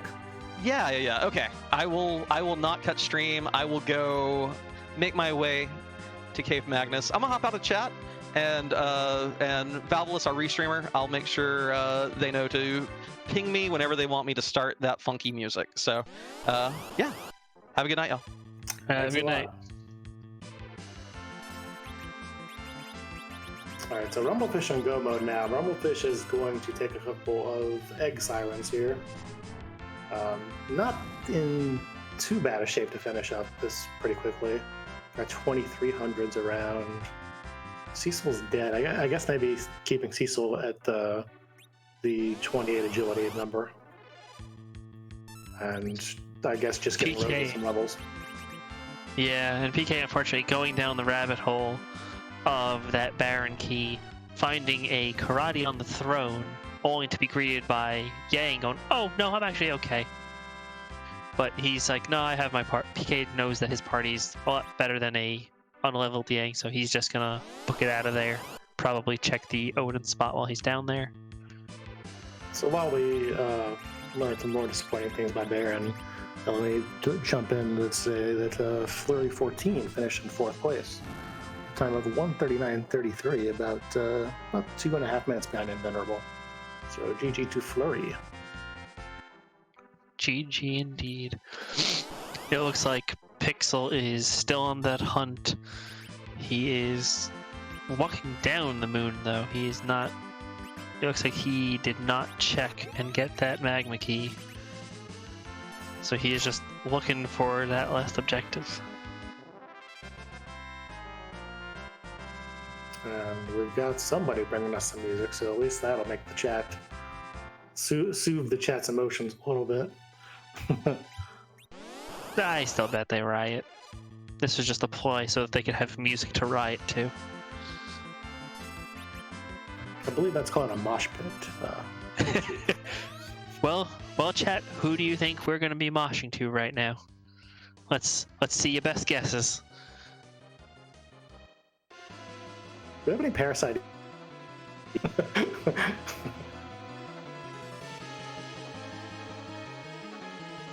Alright, I'm going to go quiet for a couple seconds so we can hear these lovely tunes.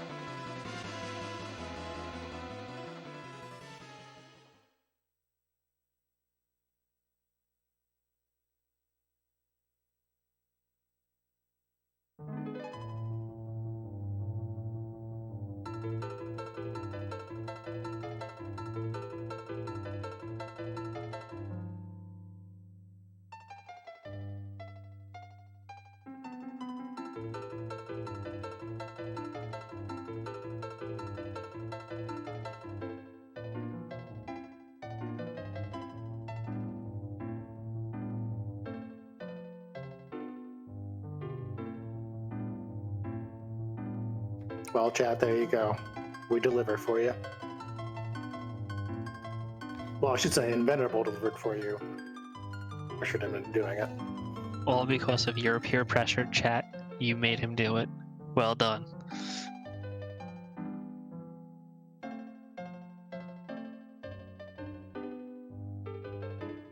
Alright, looks like Rumblefish is about ready to go.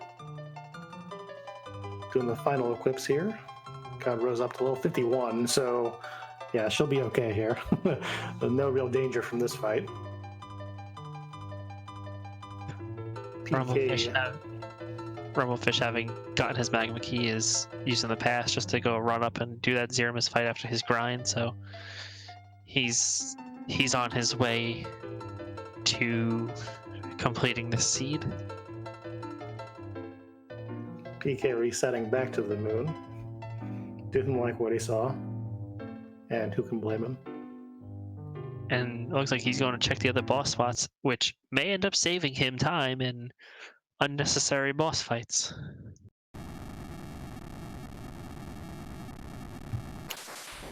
But Rumblefish about to be our second runner into the Zeramis fight. You didn't see the sprite earlier. The sprite is, oh, I'm not going to spoil it for you. No, you gotta wait like everybody else.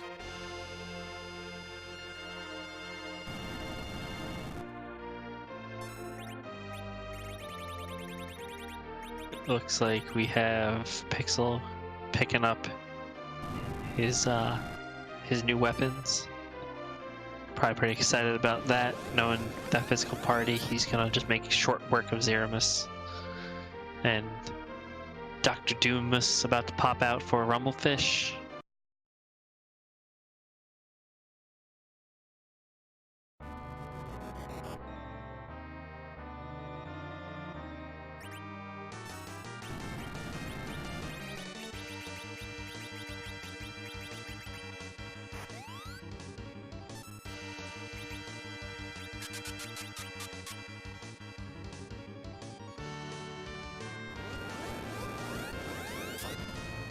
It looks like Dr. Doomus is holding an invisible stopwatch in one hand and just saying how tiny the party is with his far hand.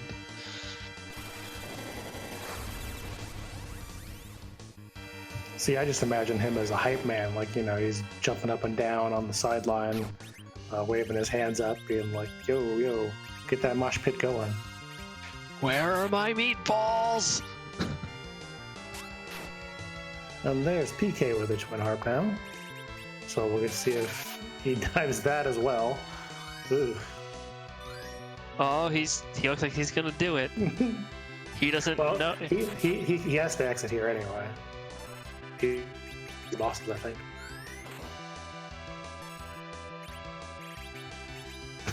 Well, I love when a runner gets into the way. I'm like, well, wait a minute.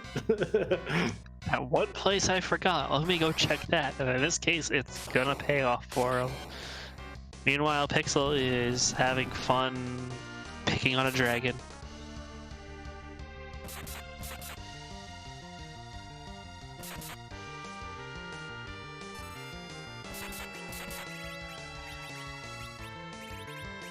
We've got a couple more finishers roll in. We've got Error in 5th place with a time of 1:50.38. Dia in 6th place with a time of 1:51.26. Just in case you're watching this on like YouTube or something later on, we do these races do contain more than 4 players. We can only fit 4 on the screen, of course. So this one I think had about 15 or 16. So.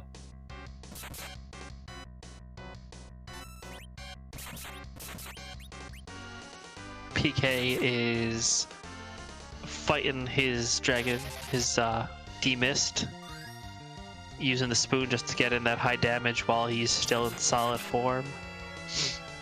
And you know, he's working on getting into go mode real soon. Yeah, it looks like Pixel Tamer is going to be our last runner in go mode on stream. But he did take care of Wyvern at least, so point of pride. Chin up. So PK in Gum.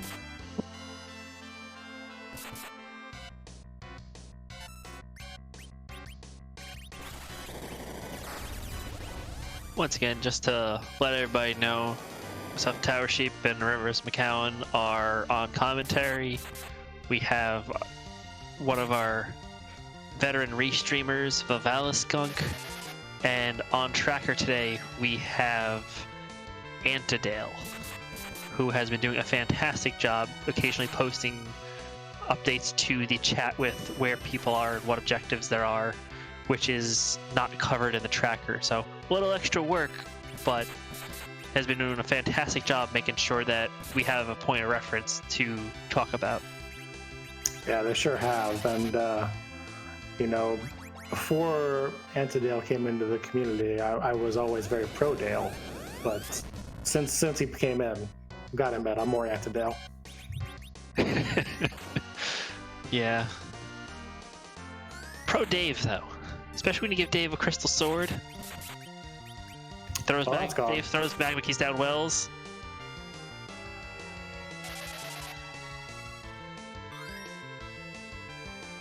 All right, Rumble's got the cycle pretty good right now. I think he's in a good spot.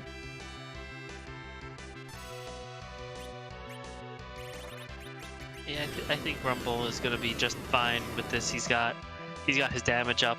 He's got meatballs. It's looking like it's gonna be a GG real soon for him. Looks like Pixel Tamer stream got a little stuck there.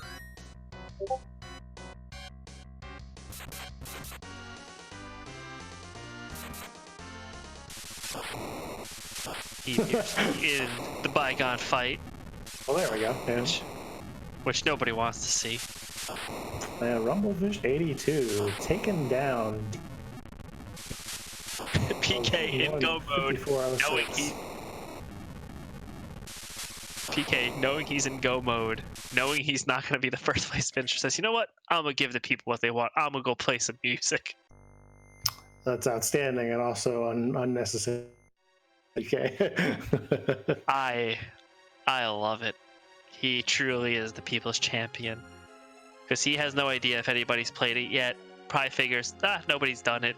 Doesn't know that Invenerable was nice enough to go back and do it for us. So It's always nice to see somebody do it.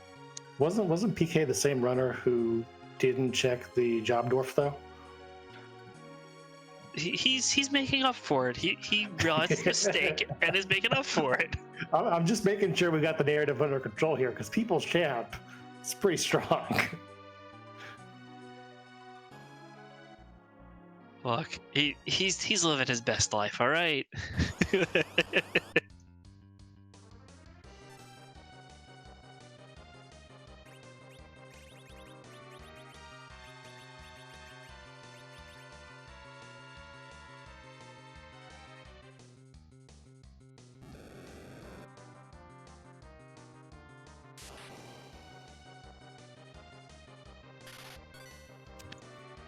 GG Rumblefish.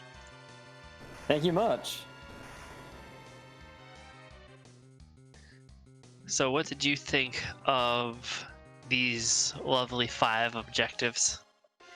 Well, the 5 objectives really had you do, I guess, like quite a few seeds.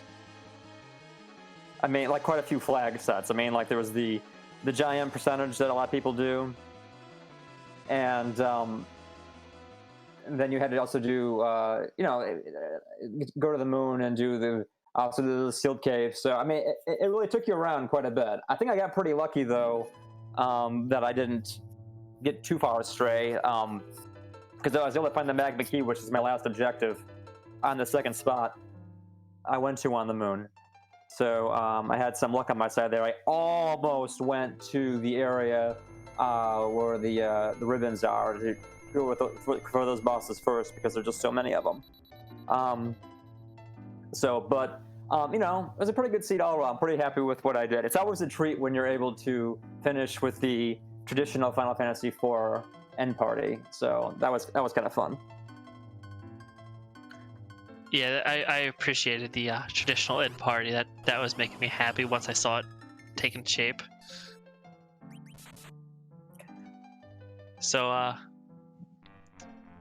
we had a lot of fun watching you guys this seed. We were happy that you didn't throw away Rosa on like a certain invenerable. Really? Because I mean, it was pretty early on in the seed, and like I didn't want to keep pouring because she is the inferior white mage, I have to say. So yeah, I think pour up Rosa was the better choice. I don't know. I guess it's kind of the player's option, I suppose. Yeah, he said that he did not want to re-equip Rosa at that point, which it is some menu time, I guess, but okay. I mean, I think one thing I like about this seed is that I don't think I've cast the Chocobo summon so many times in a seed before. It ended up being just kind of surprisingly the best spell for me early on. So the Chocobo summon got a lot of use for me.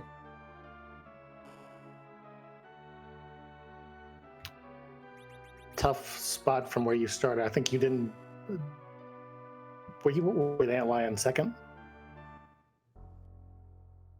Well, I know the Antlion cave or the Antlion boss? Because The cave, yeah. Yeah, the cave. Yeah, I did that almost like one of my last overworld dungeons. I didn't want to do that until I had exit, and I was able. And once Sessa learned that, then I thought the time was right to go to the Antlion cave. So, I think it ended up just being like a protect ring or something, right? And it was you had to go through Tower of Zot in order to get progression, as I remember. Yeah, you did have to go through the Zot to get progression, but that was the defense sword, and that was like something that was very clear on stream. Was two of our runners doing Antlion first, getting that defense sword, having something for Ashura, whereas you and I think it was PK were both like throwing out chocobos and throwing item spells out and whatever you could find. Mm-hmm. But yeah, the seed I thought went pretty well. I mean, the Zeroma's finished because they had the classic Final Fantasy IV party, and I had a load of Bacchus was made like the kind of the Zerk strats. That's the way to go. I mean, I finished like an 8th or so total in the seed. I kind of questioned whether or not I needed to go and do so much leveling in the underworld after I got all my objectives complete. But But anyway, I think I did okay. Yeah, well, in the 8th place, that's a pretty good result. It's definitely usually it's usually better than what I usually do. Let's just say that. All right, well,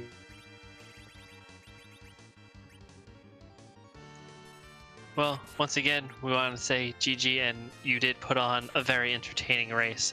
You had us watching a little bit of the edge of our seats a couple times, so it was fun to watch you route through this.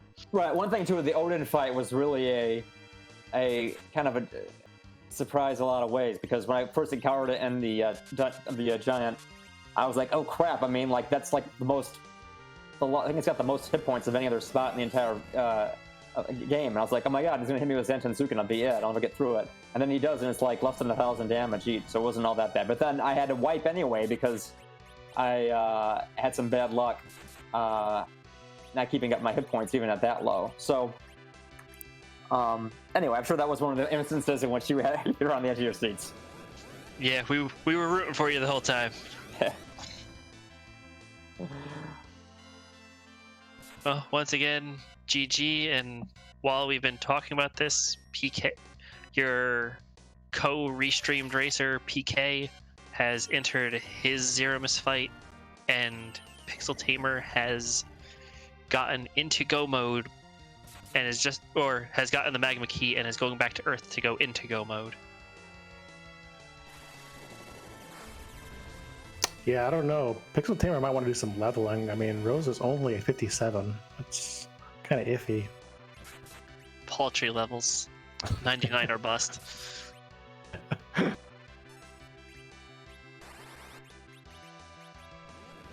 Yeah, neither of our remaining runners should have any problems with the Zero Miss fight. Yeah, I wouldn't be surprised if they choose not to even worry about counter nuking and just go straight for the damage to the face. Because they would only lose their Fu, which at that point, with the 3 heavy hitters still just swinging wildly, I think they'll be okay. I mean, once they berserk the initial 3 guys, they could cast 1 Cure 4 and be okay.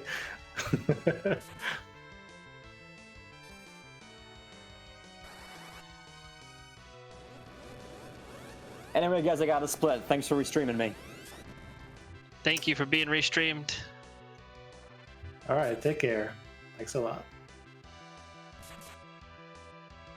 And now with all the Magma Keys just gone down a well, we have our last restream runner in Go mode. Yeah, you know, it was kind of interesting that the pass was where it was, because it kind of made the race a little bit like if that pass was something else, if that pass was like a Baron Key or something, that would have split the seat in another direction. Anyway, Pkey, team of 202.46, 10th place. Congrats.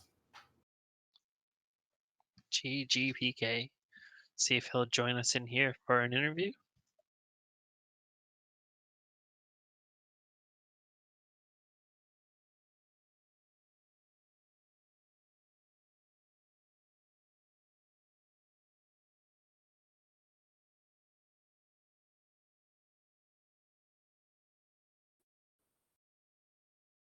Hey guys. All right, we are joined by Pkey. Congrats and GG for 10th place. Thank you. You got some thoughts on that? Well, I mean, it was Fey March kind of played me false, but it's my own fault for having any sort of faith in it. And then, I mean, when you're just looking for one item and you got everything on the moon, I just decided to go chase the pan and the Baron Key, and that didn't work out either. So, I mean, that's how these things go, I guess. Yeah, you had to be pretty thorough with that in-game party, though. That wasn't very difficult now, was it? Oh, I tried to go over and give you guys music, but I think you were doing your Rumblefish interview. Actually, we had already asked Venerable to give us the music. Oh yeah, I thought that might have been the case, but I was like, whatever. I'm where I'm at. I might as well just go play the harp for a minute. Yeah, it didn't really cost you much, so that's good at least. I mean, having sirens back and everything else, it's just kind of choosing right and not spending a lot of time shopping like I ended up doing there. But it'll make for an interesting tournament. I mean, anybody with the right choices can do really well in these seeds, and it's going to be a lot of fun. Yeah, you and I think also in Venerable spent a lot of time at the shops. What exactly were you looking for? I wanted to make sure I got a cursed ring, and then I went back to one or two shops just trying to find something to use for edge, and that never really worked out at all. I thought I had seen something. Yeah, I think in Venerable wound up with full moons from. Yep. I want to say that's what I ended up with down in the Fey March. After our conversation about the Golbez fight, I felt like I was obligated to take that one on. Feels bad, man. Well, you got the Yeah. review out of that, right? So I mean, that was something. Yeah, it helped with a couple bosses, but yeah, I mean when you have the tower key and you haven't done tower and you have the Fey March and you decide to do the Fey March, and it's all in the tower, doesn't always time. Yeah, that was actually wound up being a very linear seed, all in all. I mean, skip the pass if you couldn't have. You had to do ordeals anyway, and then ordeals is like, hey, how about this other thing you have to do too? Yeah, it was straightforward. When I saw Simbu finish, I was like, I think he just went to the bottom and picked something up and ran it through. When I saw his time, and then so that's the way I tried to play that, and that metagaming never works out either. Yeah, when you're metagaming against the best players, it can get a little interesting. For sure. I mean, I hope I'll have to take a look and see if he ran that, because I don't know if he went top down or if he cleared everything and decided to just ignore all of the pan and the harp and everything else and just full clear the moon. Because I mean, when you're just searching one key item, it's weird. I do believe that was kind of right away for him. Oh yeah, that will do it. I guess you got to just pick your fights, or just fight all of them and eventually get done. On the stream, we've got Pixel Tamer finishing in 12th place at the time of 2:08:03. A very difficult fight. We'll get him in here as soon as we possibly can. Thanks, everybody. Rivers, Tower, Val, Auntie, for putting everything on. And yeah, I'll let you guys talk to Pixel. Take care, Rivers. All right. Take care.